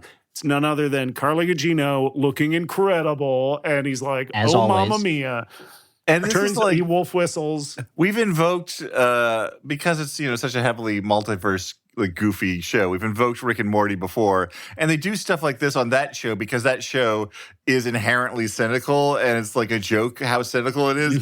Here it's just like the movie is not interrogating at all the fact that it's just like, okay, well your Carla Gugino died, but one's just as good as another, right? Like you Dan, just pick it's up just with like the this. story. It's just like the story of Job. He lost his whole family, but then God gives him another one. He's just supposed to be happy with it. Yeah. That's the Yeah, I don't read that And in stuff. this case, Also- God's Jason Statham. But we J- didn't the J in mention- Job stands for Jason Statham. Oh, okay. Jason Statham's OB is what it He stands would for. be Yeah. incredible in a production of Job. Production of Job. Yeah, like a the stage production the of musical Job! Exclamation point. What happened to my stuff? They took all my stuff. I think I've had enough because they've got all my stuff. Now That's I'm Job. covered in sores. Oh my lord! So when I was Where in, were you when I invented Leviathan? when I was Where in were college, you? my college girlfriend was a theater major, and part of being a theater major is you had to help other theater majors with their senior projects, and so she had to help another guy who was doing a theatrical production of the story of Job, and she was playing Job's wife, and her costume was like basically a bathrobe, and on her opening night, we like went into the theater and the Earlham College. The theater's pretty small, but there was a massive poster. Like I feel like it was like a 20-foot tall close up of her face looking sad, and she's like, "I didn't know it was going to be like this. This sucks." That's what happens when you're a star, baby. Yeah. But this is the ending here. It is the time travel alternate universe fallacy. Also of like, oh, you look the same as my wife, and you have the same job. You must be the same person, and we Right. will fall in love now. Yes. And it's like, Who you don't cares know that anything about she's this person. dead and I'm a stranger? Yes. Yeah. It's also the exact. We hear the backstory of how Jet Li and Carla Gugino met in the first time, which is he found an injured dog and took it to the vet, Yeah. and she was there, and it was love at first sight. So when this happened, I was like, "Is this a time travel thing?" Because This- like, how did Jason Statham know? Oh, I know in another universe where this exact I moment. think they transferred can him to a happen. universe that was a couple years behind the one he came from. Oh, So that he was was from the the one Charis difference. universe, and this was the Charis is late universe. Like it's always yeah, running yeah. a little late. Yeah, But it reminds me so much of the end of Time Cop, where he has managed to change the past so that his wife is alive and he has a family. And as he's walking to his house, I just kept I was imagining him thinking like, oh boy, I gotta pretend I know who these kids are. This is gonna be rough. Maybe if I should trip on the way and pretend that I get amnesia. Oh, I got a concussion. I don't remember. Can you remind me what your names are and how we met? And it's like That actually is the plot of that. What was it? That Joel Edgerton Apple TV show where he's like universe jumping. And Joel Oh. Edgerton jumps into another dimension, like, and steals a place, and then has to be like, "Yeah, I'm your dad. This is good, right? Yeah." that's But, arguably the plot of the most recent season of Peacemaker, except instead of Oh, right. Jean-Claude Van Damme, it's John Cena. So they're both big guys. I mean, it's arguably the plot of the last season of Sopranos. You'd lose that argument, but you could argue it. I'd make that argument. Yeah. So For $2. okay, so let's get to the real meat on Ooh, this. too rich for my blood. We've eaten all the vegetables around the plate. Let's get to the meat that's in the middle of the plate, and that Is is this how you organize your plates? There's like an island of meat in the Yeah, middle and then yeah. a moat of vegetables around it? yeah. How do you do it? Just a Ellie circle. just scoops all the vegetables into the garbage. That's what I do. I make a food pyramid Oh, okay. based on the old Because the ancient aliens. And that's a taught you how to good do that. transition to the end of this. Oh, that's true. Okay, so speaking of pyramids, we cut to the Stygian universe where Yulaw wakes up and he's surrounded by rough-looking customers, and he is on a... Customers all look much older than him and weaker than him. None of Yes. them look like that intimidating. You know? And they are on he is on a prison planet that is lashed by lightning, covered in massive pyramids, and there's all kinds of science fiction stuff. And his first reaction is, they're like, "Oh, goody! There's a new inmate, fresh fish." You've got a pretty mouth, they say, And which his- is disgusting. It's disgusting. But I mean, it's accurate. It's Jet Li. He's gorgeous. Yeah, he's and beautiful. and so Jet Li, and then his Oh, you think it was just a Yulaw compliment? stands up and he they says, go, "You got a pretty mouth," and then he gets offended. They go, "A prisoner can't compliment another prisoner these days." "In the dimension Whatever I'm happened? from, the Also- Anubis dimension, we compliment each other's mouths when we meet them." I'm from the sexual harassment dimension. This is considered etiquette where I'm from. So this is when Yulaw stands up and he addresses the crowd and he says, "I am Yulaw. I am nobody's bitch. You are mine." I'm like, "Oh, wow, okay. This is an interesting turn of events." But and then, of course, he starts beating people up while we hear Papa Roach start blasting. And I'm Yeah. like, hell Last yeah. resort. And He's the on camera top of the ziggurat. the camera pulls back. He's on top of the ziggurat, and there's like a swarm of dudes running up to get beat up by Kind him. of And like I'm the like, and then cover hell of yeah. the Doom video and this- game, but Yes. instead flying of thing comes fighting by. demons, he's fighting rough customers. Yeah. Yes, it is. It is awesome. It is. You want to send your audience out on a cloud, and you know what? Success. I have to say that the Yeah. way it pulls back, I kept expecting. I mean, it would be totally needless, and it would not make any sense to have like this last For it to be minute revealed, twist. it's all in a snow globe being held Well, by like a child. to reveal, like, Yeah. oh, you know, like there's the Empire State Building, and it'd be like, oh, this is like, Oh, the fallen Statue of Liberty. it's Ah, like, yeah. I don't know why they You would blew do it that, up. but it was that kind of pull out. Yeah, it pulls out, and it's just a reflection in Jonathan Price's eye at the end of Brazil, and you're like, Yeah. "Whoa, that is cool." He's like, the only way I could escape the torture was to imagine badass martial arts. Imagine the one. But it feels like such a, but this feels like such a, I mean, it's an awesome ending, but it feels like such a tease. Because I just was like, this is the movie I could have been watching all this time? Yeah. Like, you know. The thing is, they know that the movie that they could make with the budget they had set on that prison planet would not be nearly as the cool as the one in your head. No, that's very true. That's a good point. Especially on the budget they have, yeah. So that's the one, guys. We fucking did it. Yeah, We I was did like, it. I was looking it up. Like, you know, I think that they maybe wanted to do more. This was The a two. $50 million movie that made $80 million, so it did okay for like the time, but probably was not ultimately profitable. With I feel like the name and I guess the poster's not like the one poster with Jet Li on it's okay, but the other one's just like a glowing orb or something, and that's not a good poster. But even the one with Jet Li on it, it just looks like his body is kind of like dissolving into cubes, into pixels. It doesn't really. I feel like I the break poster, you into little cubes. little cubes, Picasso. I feel like the poster should be two Jet Lis facing off against each other, right? Like Yeah. that feels like that's your poster. Why are you doing It anything? would confuse else? people though. They'd be like, "I thought it's called the One. I don't understand." I'm seeing double here. Two Jet Lis. Well, I don't want to know the story behind that. You won't get my ticket money. I think though I was just thinking there's a kind of a plot hole of the ending, which is that they can't allow one of these guys to become the one because nobody knows what will happen. Some believe that if somebody becomes the one, they will explode. Some believe he will implode. Some believe he will become a god. They clarify, and Jason Statham says, "Well, it might just destroy the universe. Maybe it'll destroy the multiverse." One of these Jet Lis still will die. One of them will die of old age, and if they can't let either of them die, perhaps sending Yulaw to an infinite fight that he cannot win at the end of the first video game Half-Life. He's not going to last long.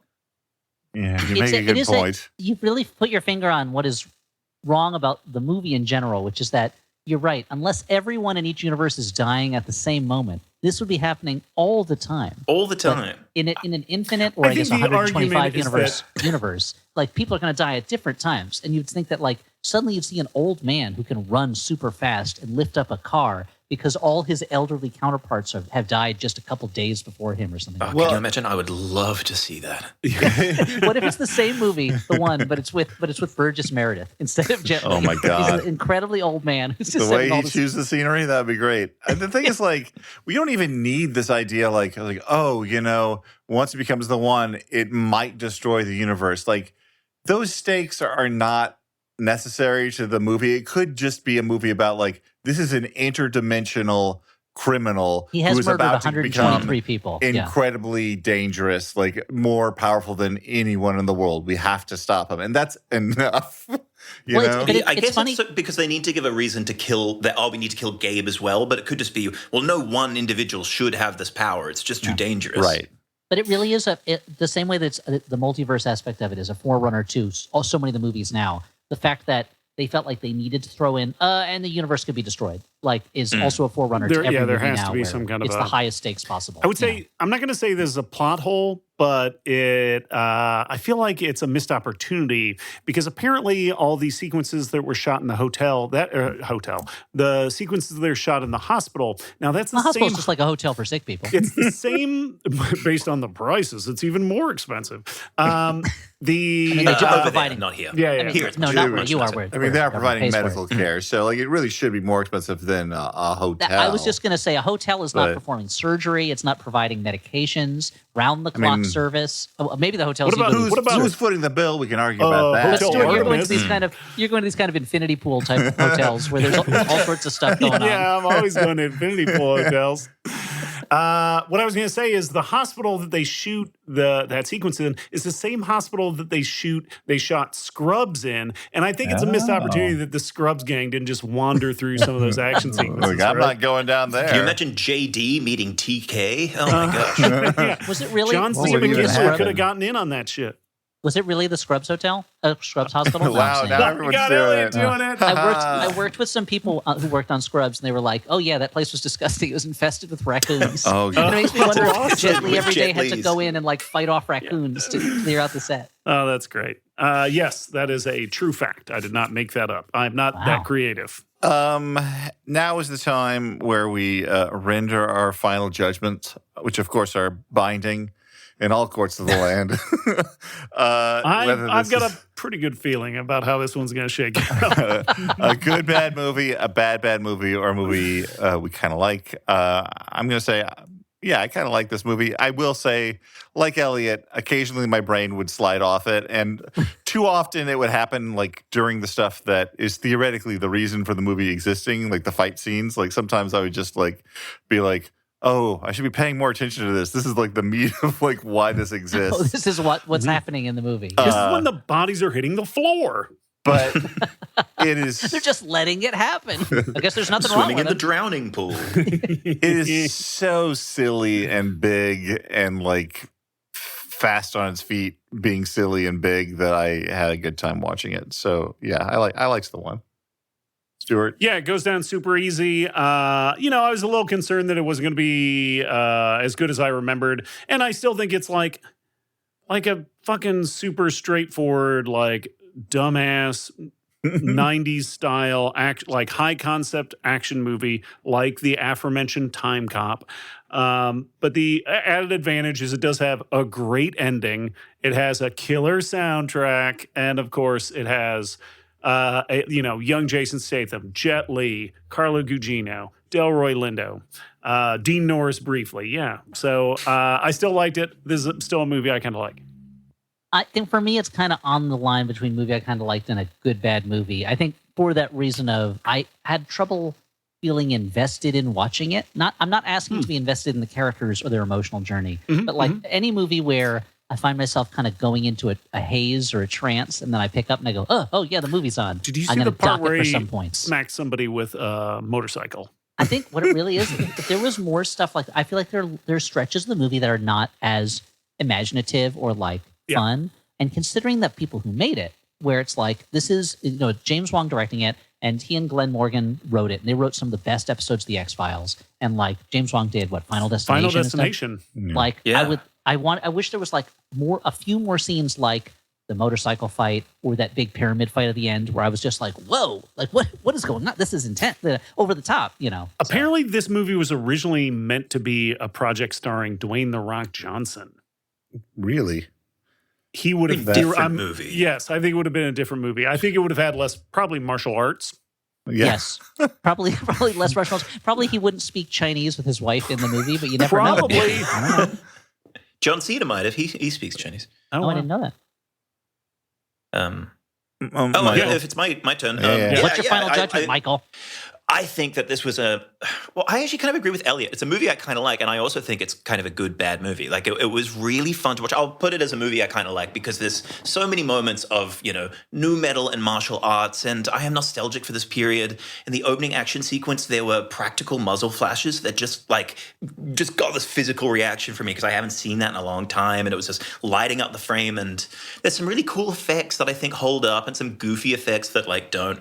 But, I think kind of what you guys have been saying, it begins in a place that has a lot more science fiction to it and ends in a place that has a lot more science fiction to it. And there's kind of a portion in the middle where, now we're in our universe, and it just becomes, a little less inventive, a little less creative. And that's maybe where it gets to a bit of a zone out, but then goes out on maybe the highest of highs. It is, that ending is, I feel, as much as it was losing me at times in the middle, that ending, I was like, okay. And then the movie ended and I was like, oh. Yeah, I feel like you could have zhuzhed up the science fiction stuff by having other dimension hoppers, like bounty hunters trying to track down Law, maybe, because, interdimensional bounty hunters, always a thumbs up for me. Or maybe the other Carla Gugino would have shown up and she's like, you promised to kill the other me's. Why aren't you doing that's it? The thing. Yeah. I was surprised that character had such a strong impact on screen right from the beginning and we never saw her again. And it felt like swarms of mice coming out from her shoes. she's like this. She's this Willard later on. Femme fatale with mice in her shoes, and she's got such a connection with Yulaw? What's it with Yulaw? And it was just I was surprised that she just didn't come back. It was surprising to me. Yeah, to have her show up and pretend to be KT and try to trick Gabe or something, but. Anyway. Oh, that would have been great because, of course, he's grieving her, and then to see her again unexpectedly would have been, I can't imagine the emotion. Did James Wan direct Dragon Ball Evolution? Yes, the answer is yes. Yes. Yeah. No, I think he produced Willard that you just mentioned or something like that. Oh, maybe. Oh, really? Oh, that explains maybe a producer on that. I believe he was also a producer on the show Millennium that I only know of from Stu mentioning it 30 times throughout the show. He did indeed produce Willard, the Lance remake. Henriksen? Oh, man. Yeah. With Crispin Glover.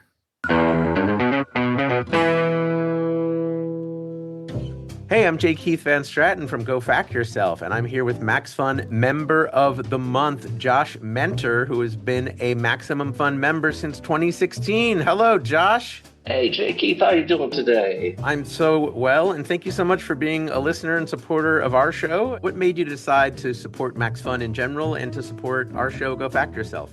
Jordan Morris on Jordan Jesse Go has a thing that he likes to say, which is, you tip your bartender $1 a beer, you tip your podcaster $1 a month. I get way more use out of Max Fun podcasts than I do Disney Plus or Netflix. Well, it's something we very much appreciate. And by the way, when was the last time Netflix selected you as a member of the month? Exactly. Josh Mentor, congratulations, and thank you again for being the Max Fun Member of the Month. Thanks so much, guys. Become a Max Fun member now at MaximumFun.org/join. Walking About is the podcast about walking. It's a walkumentary series where I, Alan McLeod, and a fun, friendly guest go for a walkabout. You'll learn about interesting people and places and have the kind of conversations you can only have on foot. We've got guests like Lauren Lapkus. I figured something out about this map, like how to read it. Betsy Sidaro. I had no clue. That's awesome and nuts. John Gabris. This is great first date for broke 20-somethings, And more. Check out Walking About with Alan McLeod on Maximum Fun. Hey, it's Dan here with some late-breaking news, stuff that wasn't ready for air at time of recording, but now we can talk about. We're coming back to San Francisco Sketch Fest on January the 25th at 4 p.m. at Cobb's Comedy Club. Yep, it's an afternoon show for once, so you can get in, see us, have dinner, and then go wherever you want to go, you know? It'll be a little more laid back. We're very happy to be back at Sketchfest. The best way to get tickets for that are to go to sfsketchfest.com and click on the schedule, find Sunday the 25th, and there should be a buy tickets link connected to us, the Flophouse. We don't know exactly what movie we're doing just yet. We're pondering if there's maybe something San Francisco-based or just a big old flop, an historic flop that we haven't covered just yet. But we always have fun at SF Sketchfest. We're happy to be back. We hope that we will see you there. This podcast, yes, this one, the one you're listening to right now, The Flophouse, is brought to you in overwhelming part by listeners like you who have become members at MaximumFun.org, allowing us to continue having a artist-owned podcast that is supported by the efforts of a worker-owned collective, all very rare, very valuable things in the world we live in right now.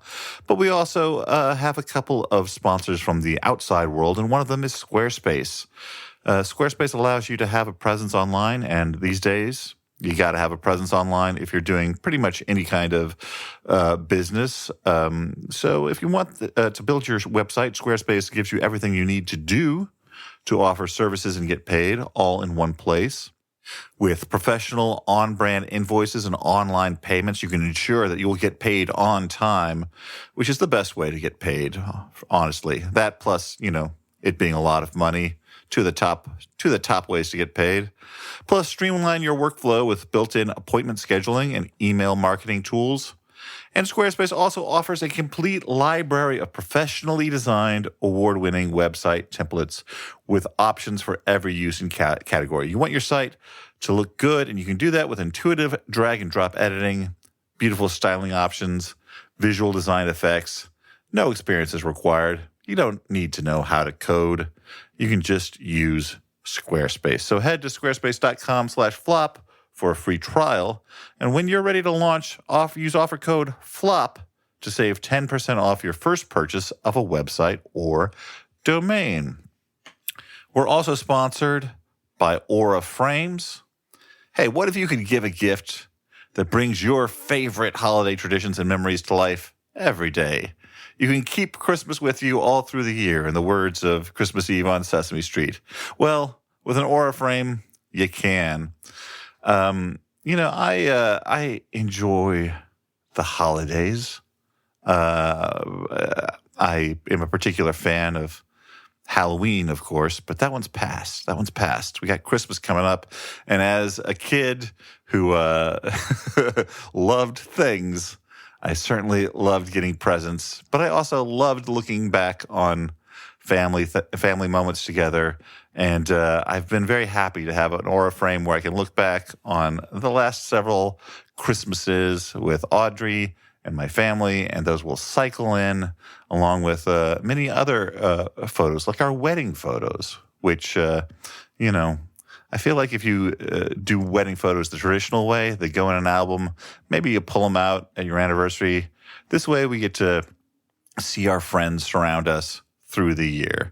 That's the beauty of a digital picture frame, like the ones from Aura. You can just download the Aura app, connect it to Wi-Fi to upload unlimited free photos and videos. You don't have to choose between this picture of your cats and that picture of your cats. You can have all the pictures of your cats that you want to discuss and dismay your friends. You can preload photos and keep adding from anywhere, anytime, and every frame comes packaged in a premium gift box with no price tag. This holiday season, you cannot wrap togetherness, but you can frame it. That's a little copy from Aura. You can't wrap togetherness, but you can frame it. I kind of sang it that time. For a limited time, visit auraframes.com and get $45 off Aura's best-selling Carver matte frames, named #1 by Wirecutter, by using promo code FLOP at checkout. That is AURAFrames.com. Promo code FLOP.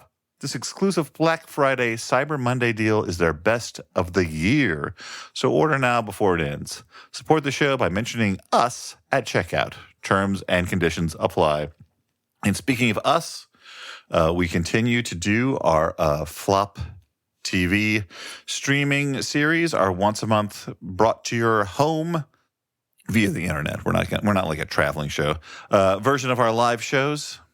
We just did Xanadu in November, and coming up, we're going to do Zardoz in December. That is a movie that we've talked about a lot, but I personally have never seen, although I did a special report for this that I'm very keen on the guys seeing. I had a lot of fun recording the video for that. So if you're interested in that show or any of the shows, go to theflophouse.simpletix.com and you can get tickets for one episode, or you can get tickets in season pass form where you can watch all the episodes. And don't worry if you missed the ones in the past.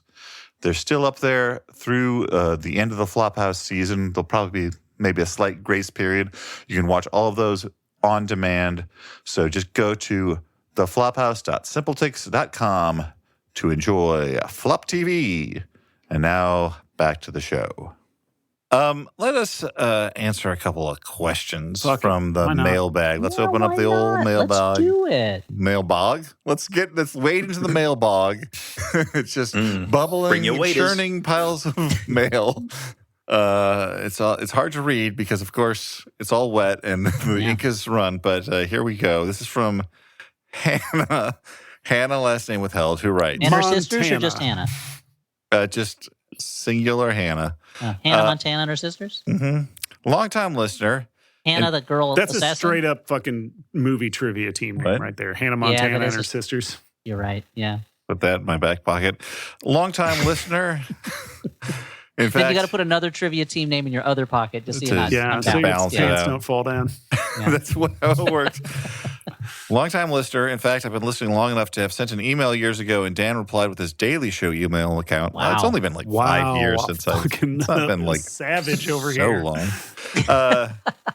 I volunteer You're with right, Dan. It makes sense that you still use that credit to get tables at restaurants. Yeah. Elliot, you know very well that credit would go nowhere. That's true, yeah. I volunteer with a program that goes to elementary schools and reads with second graders who need a little extra help getting up to their grade level in reading. Today, I had the joy of introducing my student to Elliot's books, Sharko and Hippo and Horse Meets Dog. Oh, thank you. I thought he liked them, and he loved them. At the end of our meeting, he picked Sharko and Hippo as his favorite of the day. All praise aside, good, we got that praise out of the way. My question I was is, as uncomfortable as you were, Dan. Thank you. Yeah. What books do you remember reading as children that were laugh-out-loud funny? For me, it was Super Fudge by Judy Blume. Thanks for all the years of entertainment, Hannah. I'm going to sidestep the question slightly to talk about children's books that I really thought were cool. And of course, I'm going to say Monster at the End of the book, baby. Oh, yeah. Monster at the End of the Book's a great book. Yeah. I actually found like a couple of classics really funny as a kid. The Winnie the Pooh books always had things that made me laugh in them. Actually, the idea, for instance, that he doesn't wear pants, just a shirt. That Pooh's scheme for getting honey in one of the stories is to like pretend to be a cloud, a rain cloud, to get close to the bees, and he does this by rolling himself in mud, floating up on a balloon, and having Christopher Robin go around beneath him with an umbrella, going tut tut. It looks like rain, which is that's a pretty funny notion. Yeah. And Eeyore, I obviously found very funny. And I remember laughing out loud at a lot of the Bunnicula books. There's always something funny in there. I found them to be very scary, so... The idea of eating vegetables, you mean? Oh, yeah, horrible. Are they only... I wonder if the letter writer only wants books we read as kids, or can we mention modern books? I'm sure you can say modern. You can do whatever you want. It's our podcast. As a parent who is also married to a children's librarian, we read a lot of children's books in our house. And there's a lot of really funny books out there. I'm going to mention some of them. Nothing Rhymes with Orange by Adam Rex. Hilarious. The picture book Recipe, written by Angela and Michael Ann Petrella. Super funny. the first Cat in Space series that Mac Barnett writes. And why am I forgetting the artist's name? Sean something. Anyway, I'll look it up. But that book's usually funny. I Want My Hat Back by John Klassen. That's a really funny picture book. Snapsy the Alligator Does Not Want to Be in This Book is a really funny book with art by Tim Miller, who did Horse Meets Dog, and my other most recent book, Sadie Mouse Wrecks the House. But director of Deadpool. No, that's a different Tim Miller.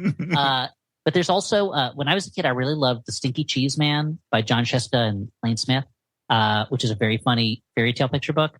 And I guess this is kind of like Stuart's answer. They recently announced they're making a movie of my favorite chapter book as a kid, which is Lizard Music by Daniel Pinkwater. And Daniel Pinkwater is such a funny writer. He wrote so many books for kids and they're so funny. But I'm a little trepidatious about them making a movie of this book. And it's one that me and my younger son, I read to him. Because it stars Jared Leto or something? No, well, it's if The Rock is going to be in it, but like or Dwayne Johnson, but in a role that is not, it seems a little strange for him to be doing. Is there like a giant rock man in it or? Yeah, exactly. He's playing a wrestler. Is there a professional wrestler? Yeah, but it's a book that has not a lot of, it's like a kid discovering strange things that all seem to be connected, but there's no like conflict in it. And I'm very worried that like it's about a kid who discovers an island of talking lizards that in a lake near his home. And at night, his television can pick up their television signals. And I'm worried they're going to like make it one of these stories where it's like, oh, we've got to save them from a developer or something like that. We got to hide these lizard people. And I don't want it to be that. But I love that book. I think that's a book I'd recommend highly. I just remembered something. Sorry, did you, any of you ever read the Arabelle's Raven books? It's a series by Joan Aiken, who is better known for like The Wolves of Willoughby Chase and sort of like that I've heard of gothic sort of pseudo-Victorian thrillery young adult stuff. But I think these are forgotten. But it's about a young girl and her raven, and I found them very funny. But they seem to have fallen out of print. Michael, is there something that you remember? Oh, well, I can't top Elliot, of course, with his intimate knowledge of children's books, but not really. I mean, I'm I kind think of young at heart and brain. The ones that come to mind to me, I think, were when I was a little older. Any Australian listening wouldn't be surprised to hear about Paul Jennings, whose like Wicked books or Unreal, just kind of iconic, funny but kind of gross books for kids. But when I thought of like the books that I read as a kid that I laughed at, I would have been 12, 13 when I read like Hitchhiker's Guide. And I know that's obviously like an older thing, but that felt like those were the first times I was really laughing out loud at books. That and like I used to read Spike Milligan parody books that he'd like do like Spike Milligan's Frankenstein or something. I think that they were a bit too adult for me at the time, but I still found them very silly and funny. Nice. This one is from Aaron, last name withheld, who writes... Brockovich. I was listening to your episode on... Right, there's deadly chemicals in your podcast. What are you going to do about it? I'm going to sue you. I was listening to your episode on Until Dawn with star of the pod, Hallie Hagen. Until Dawn. And I wanted to say, thank you for the theme song. I wanted to say that I wholeheartedly support Dan for pointing out that the main characters in the movie were hard to tell apart because they're all brunettes. That's how you get a letter on the show, by the way. I know it might be Tell easy. Dan he's right about something. I know it might be easy for you folks who can easily distinguish faces, but I appreciated Dan giving a shout out to those of us who struggle with it. I, like many others, have something called prosopagnosia. I hope I said that correctly. Almost certainly not. It occurs because there's a special area of our brain that specifically recognizes faces, and that area may be impaired for some folks. In light of this, my question is, are there any movies, TV shows, or even podcasts where you've had trouble distinguishing between characters because they look or sound very similar, or because they disguise the actor so well in a later scene? As an example, I couldn't watch Orphan Black because every time Tatiana Maslany appeared as a new clone with a different look or personality, I couldn't tell if it was a clone or a completely new character. Thank you all for keeping on. Aaron, last name withheld. And actually, like, when Audrey heard that episode, she's like, why didn't you just say you were thinking about me? Because, like, part of it is, like, I don't think she has, like, full what you would colloquially call face blindness, but she has an interesting form where, like, sometimes she's like, I know I've seen this person and can, like, get it. And sometimes she looks at one thing of a person's face and thinks they look exactly like she just when hangs they out don't with too many middle-aged white guys with beards. Look alike, yeah. they included podcasts. I got to say that my first years listening to my brother and me, I had trouble telling them apart. And now, they are brothers. Now it's in the name. I find it wild that I ever had any difficulty. I mean, especially now having met them, but it just seems very strange to me that I had that trouble. But sometimes when you're not familiar with something, you just I mean, that's why it was really essential that we brought in an Elliot to zhuzh up the vocal diversity in our show. Because you guys have kind of like voices, and I have kind of a voice. Yeah, I think I felt that way around this podcast at the beginning. Yeah. I've heard that about people having trouble between me and Stuart. I don't think that we sound that much alike, but that's one that we have gotten as a podcast. But you also think the word pin sounds like pen. So.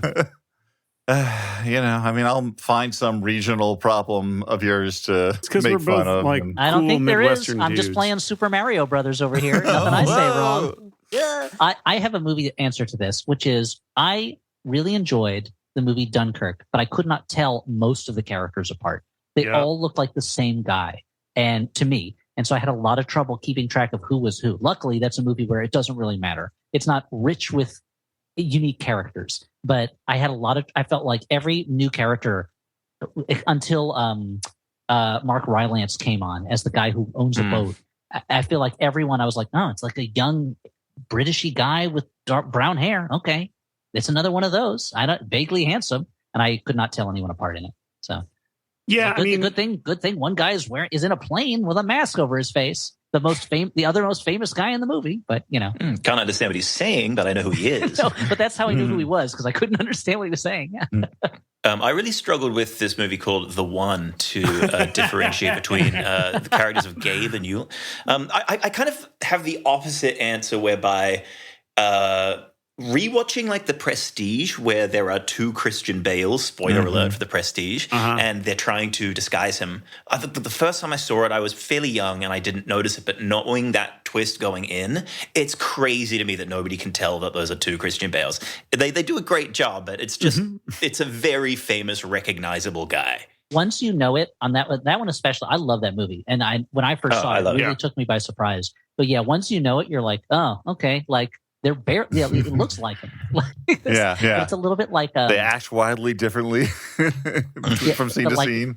But he's always turning away. They really avoid showing him too front on. He's always kind of a presence that you don't see the face of too much. Yeah, it's I love the movie The Thin Man, and I'll watch it with people, and I know who the killer is, and they don't, and I'm like, geez, Louise. They're making it so obvious. This is bonkers. How is nobody picking up this? But I didn't pick up on it the first time I saw it. So it shows you it's easy to know something. It's easy to figure something out when you know the answer already. Yeah. Although the one time that I noticed it, like straight away, there's a movie called You Should Have Left with Kevin Bacon and Amanda Seyfried from 2020, and the opening. It's directed by the guy who did Stir of Echoes. I haven't watched this movie, but I remember the ads and realizing I'm like, are their characters supposed to be married in that movie? Amanda Seyfried. Yeah. But like that was one of the few times where I saw an ad and I'm like, I need to check the age difference. Because it's like 25 years. I don't know. Okay, go on. Sorry. She could definitely be playing his daughter, and possibly has in other films. Yeah. But mild spoilers for this movie, the opening scene, there's like a dark character that's dimly lit, like talking nefariously kind of front onto the camera. And it's just so obviously Kevin Bacon with like a mustache and some makeup on. They don't disguise it well enough at all. And then it like cuts to Kevin Bacon's a normal guy, and we're going to learn that there's something going on with him later. And it's just like from the first moment, okay, Kevin Bacon's going to be the kind of spooky guy. That made me remember. It's not the same thing at all, actually. But like this movie, A Murder of Crows, which I watched because it was directed by Rowdy Harrington of Roadhouse fame, and stars Cuba Gooding Jr. QB. Quibby Gooding Jr. Tom Berenger. QB Halloween. Eric Stoltz. Eric Stoltz? Eric Stoltz. From Killing Zoe? Speaking of Eric Stoltz, there's a... Almost from Back to the Future? Spoiler. There's a part in the movie where like a character is wearing such obvious makeup that it's like, I can't believe this movie thought I wouldn't know that it is this other character. Mm-hmm. It is insane that they're trying to build a twist around this makeup that they've put on this person. But it's if you want to see some truly zany thriller filmmaking, check that one out. The makeup thing's kind of like in Prometheus. When you watch that for the first time, you're like, well, Guy Pearce is going to get younger. Like, he can't just stay like this. And then he does. It's such I find that so choice. funny that they were like, well, we're going to have the flashback scenes, so we need to have him play the old man too. And then they cut all the flashback scenes. It's like, oh, we should have hired an old man. What are we doing? Oh, perfect. It's one of those things that when you first see it, you're like, is this a flaw? But then you think about it and you're like, no, it's great. Leave it in. Yeah. It's enriching the text. Mm-hmm. Let us, recommend a few movies. Some if you're not in the mood for a new metal actioner, what else could you I have possibly to recommend a non-new metal actioner watch? now? I mean, I want to quickly say, well, if you were going to recommend a new metal actioner, Stuart, what would it be? No, Not I to don't put you know. on the spot. I went out and saw a rep screening of John Carpenter's The Fog, a movie that I know has... is that why you texted us about The Fog? Yeah, that's what... Sometimes I think it's funnier if there's no context, but I know that it baffles. So I know that there's been a reclamation of The Fog, a movie that, like, at the time was, not very well received. But it has had in the past never been one of my favorites. Like, I recognize, I'm like, oh, there's like stuff in here I like, but I kind of get bored trying to watch it at home. But outside of Halloween, have any John Carpenter movies been like received super well? Because like The Thing wasn't super well received when it came out. There was, I know that Assault on Precinct 13, but I mean that's not quite what you're asking. I know he had that was super well received. When it came out, I think people were like, "Oh, this is." It wasn't like a huge movie, but it was like, "Oh, this is special for the kind of movie that it is." Yeah. I think because the villain, the criminal's name like Napoleon Casanova or whatever, immediately sidetracked me Isn't with that the bad guy in the Mystery Men? I think so. Yeah, no, that's Casanova Frankenstein, played by Jeffrey Rush. I know that. Rush, I know Escape from New York was a legit hit. Oh, okay, yeah, that makes sense. Yeah, that's true. That's true. Anyway, I don't have and all I saw Escape from LA twice in the theater, so it must have been a hit. Starman was big when Starman came out. That was big. People really liked that a lot. I don't have all the receipts in front of me. All I know is I saw The Fog. But Dan, you're John Carpenter's accountant. I saw The Fog, and all this money's spent on video games. My suspicion, John, you can't buy any more synths. You're bleeding yourself dry. You have too many synths. You're like Johnny Depp with houses. You're just buying too many synths, John. My suspicion that it would play, super better for me in the theater where I kind of have to be locked in was correct. Like all of the stuff that at home felt a little slow in the theater, like felt like beautiful atmospherics, like building the community, slowly building up sort of the vibes. It just looks really pretty. It's maybe his prettiest movie. I also feel like when I watched it before, like as a younger dude, I'm like, I want a movie that's really going to be really scary, and now like horror movies, like I remember when you used to talk like that. I want to know that guy. Horror movies are I've seen so many of them that they don't scare me that much at all. Like, so it's not necessarily the first thing I'm looking for in a horror movie anymore. I just like the form of horror movies. I like the genre tropes. I like seeing what people do with it. So I was a lot more open to this, which is also a very old-fashioned ghost story in a way that I think before might have felt corny to me, but now it feels like classic and cozy, and it's just like a fun thing to hang out in. Dan, do you want to see a really scary movie? Why don't you watch The News? Whoa. So I'm going to recommend a movie. Do you think that The News is a movie? Yeah, I watch it for 90 minutes and then I turn it off. Okay. And you can just walk away from it. There's no sequels. Speaking of sequels, I'm going to recommend a sequel that I watched earlier today. I'm going to recommend Den of Thieves Pantera, the sequel to Den of Thieves, both movies starring Gerard Butler and O'Shea Jackson Jr. Is it Junior? I think Junior, yeah. And this is like peak, like Michael Mann wannabe, but with the like divorced dad element dialed up a little bit. It's super great, like heist movie action cinema. The first movie is a fairly narrow. The first movie, Den of Thieves, is a fairly narrow scope set in L.A. about robbing a Federal Reserve. Gerard Butler plays a like genuinely gross, like somewhat corrupt cop. I guess very corrupt. Who gets kind of involved Whose in this name whole is thing. Big Nick, right? He's Big Nick. Yeah. And he like, I applaud the movie for how gross they make him. Like he looks like he has not showered in weeks. He like, you can smell the like cheap cologne and booze sweats on him, emanating from his Wilson's leather jacket he's wearing at all times. And this movie, like it opens it up a little bit. It's set in France and it involves a heist of a diamond exchange, but it's still got it's still a lot of vibes. The action sequences are genuinely really tense and good. Yeah, it's really fun. I like them. In the words of one of my bartenders, film critic Margaret Barton Fuomo, it rips. I'm glad you had to quote someone for that. Yeah, I'm giving her a shout out. That's okay. I mean, I love Margaret. I get like a nickel every time I give somebody a shout out. Sure. Michael's been doing it all fucking day with his fucking crew. True. His sleepover crew. And all of his friends. I'm going to recommend a sequel also. This is a sequel probably our listeners have heard about already, because we've talked about it before, but you know me, I don't get to watch a lot of movies these days except Flophouse movies, but luckily for me, on Halloween, I introduced my younger son to a certain movie that I really love, and he wanted to see the sequel, which I also really love. We watched it, and I was like, wait a minute.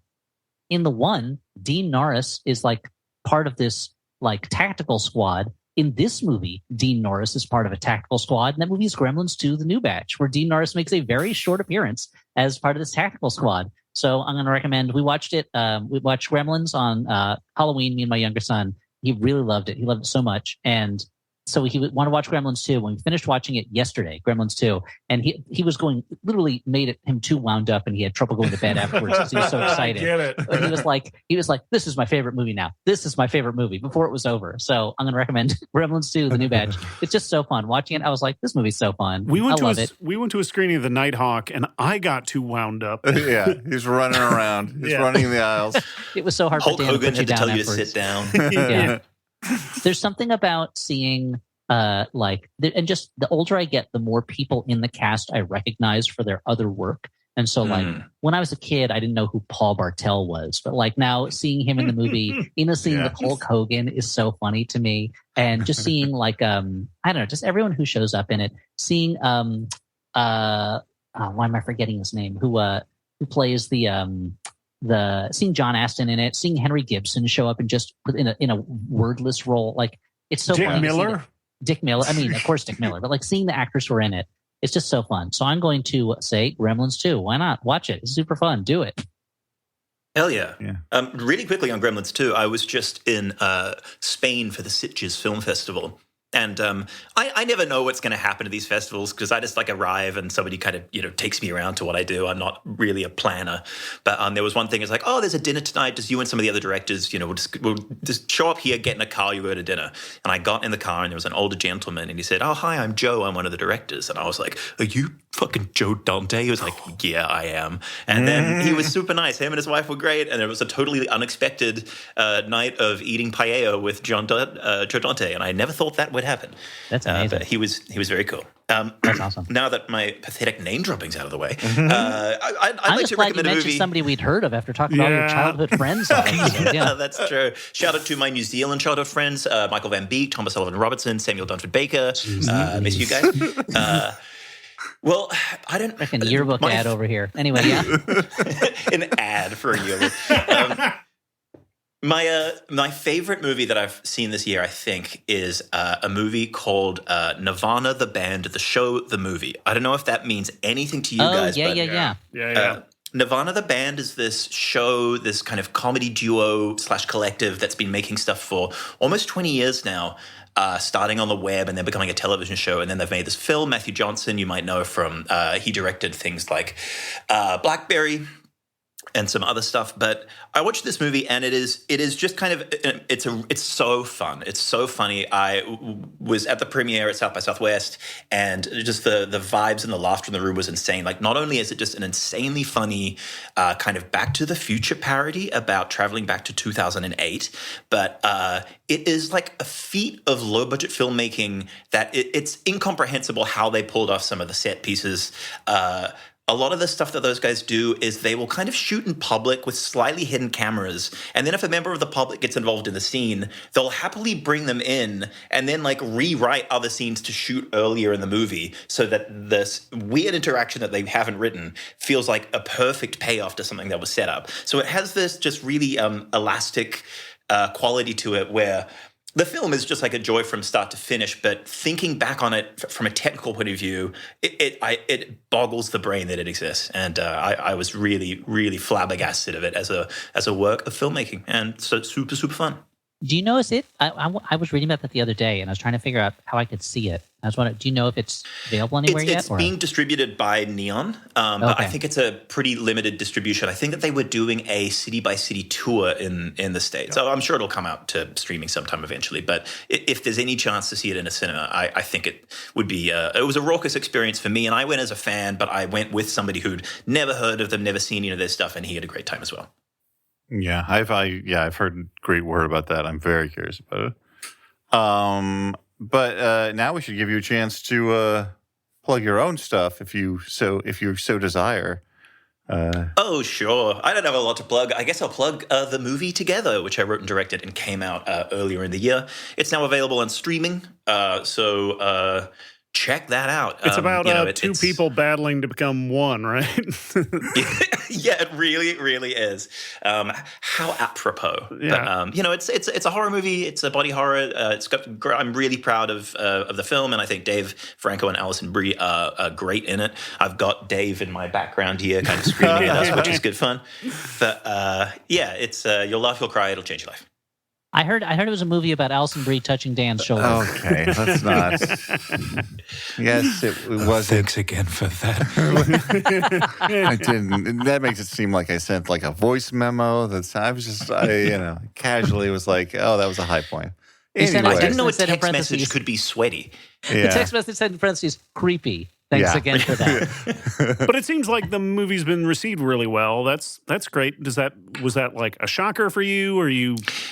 Well, I mean, it was a shocker too. I mean, this is my first feature film. It's a completely independent film that we shot in Melbourne, Australia, and then I spent months, in the editing room down here, and I did a lot of the visual effects in the film myself. So I ended up spending extra months just kind of in this room here with my computer, just kind of making the film finish off. And then we premiered at Sundance, and we hadn't test screened it, and nobody had seen it before, and it ended up selling for the highest amount at Sundance this year. And just the reaction in the room was like the first joke landed. The first jump scare got a gasp. And you could just feel that you had it. And I spent most of the screening holding my partner's hand and holding my producer's hand and just kind of happily weeping. And for it to have come out to be, received so well around the world, it's been an amazing and unexpected experience. Honestly, it's been quite overwhelming. So I'm sort of enjoying having just got back from Spain, just kind of taking a minute and trying to readjust to life post the movie. But yeah, it's been a treat. Cool. And it allowed me to meet two of my three favorite floppers in the flesh in New York City. Yeah, that's the important thing. You get to tour the world and meet podcasters. Well, they were like, hey, do you know anybody in New York? We've got you tickets. And I'm like, well, I guess I'll reach out to Stu on Instagram. Thank you. It was very kind of you to do that. My pleasure. Yeah, I'm like, who did I get a random DM from? Wait a minute. Yeah. Well, actually, this film came together from a random DM from a producer being like, hey, we saw a short film you liked. What else you got? So, sometimes there's gold in those hills. Yeah, a lot of it is I will say almost all the good things that have happened in my career have been me randomly saying yes to things that seemed crazy. Well, thank you for being on the show, particularly because, as referenced, you're doing it from the other side of the world. So we had to, coordinate a schedule that, I don't know, wasn't too miserable for anyone, hopefully.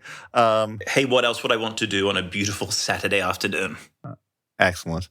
I'd like to, before we go, thank our producer, Alex Smith. He goes by the name Howell Doughty. All over the place online. You can watch his Twitch streams, listen He's just to his Howell Doughtying podcast. all over the place. Yeah. Man, that guy loves to Howell Doughty. You can go to MaximumFun.org, check out other great shows on the network. Hey, just another plug here at the end for Flop TV, right? Why not? Why not? We don't mention it at odd moments to surprise the listener enough so they can't skip over it. Flop TV's going on. TheFlophouse.simpletix.com. Okay. But yeah. Thank you all for listening. For The Flophouse, I've been Dan McCoy. I've been Stuart Wellington. I've been Elliot Kalin, author of Joke Farming, How to Write Comedy Other Nonsense, on bookstore shelves now. I should have mentioned that earlier at the top of the show when I introduced myself. And we've been joined today by... Michael Shanks. Thank you very much for having me. And thanks to the listeners for listening. That's so you. Professional. You heard it. Bye. You can't unhear it.